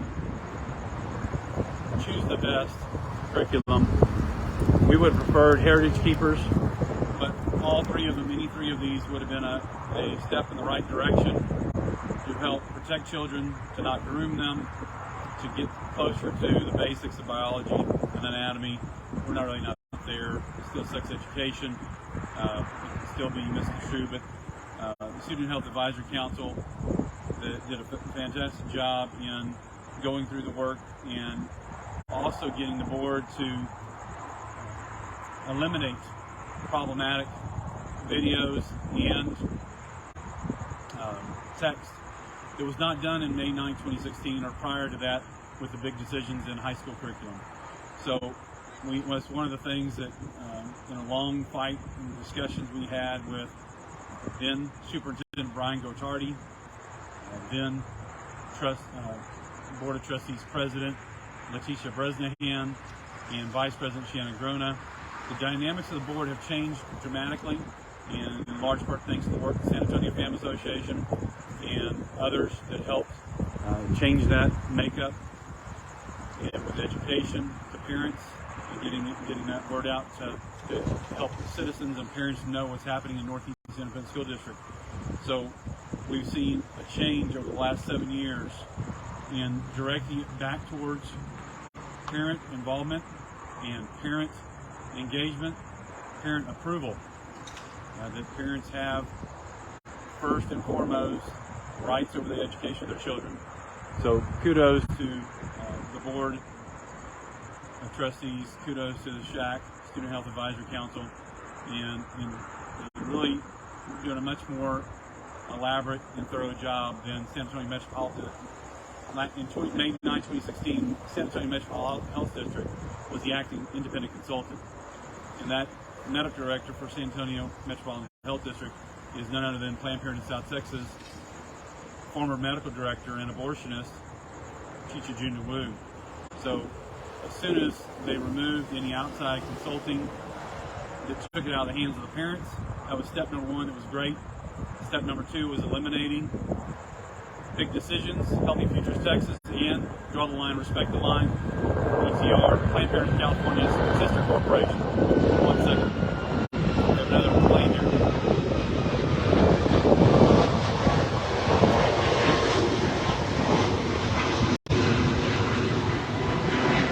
That was not quite as loud.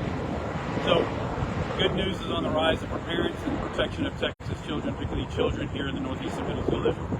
We'll have more information tomorrow. We'll do another interview with SAFER President Mike Kanufke. And also want to thank Kelly Greshel and Linda, who showed up tonight. Kelly Greshel has been a fantastic lead on this initiative of the San Antonio Family Association. So thank you very much for watching. There are good changes coming to help protect NEISD children. Have a great night. Adios.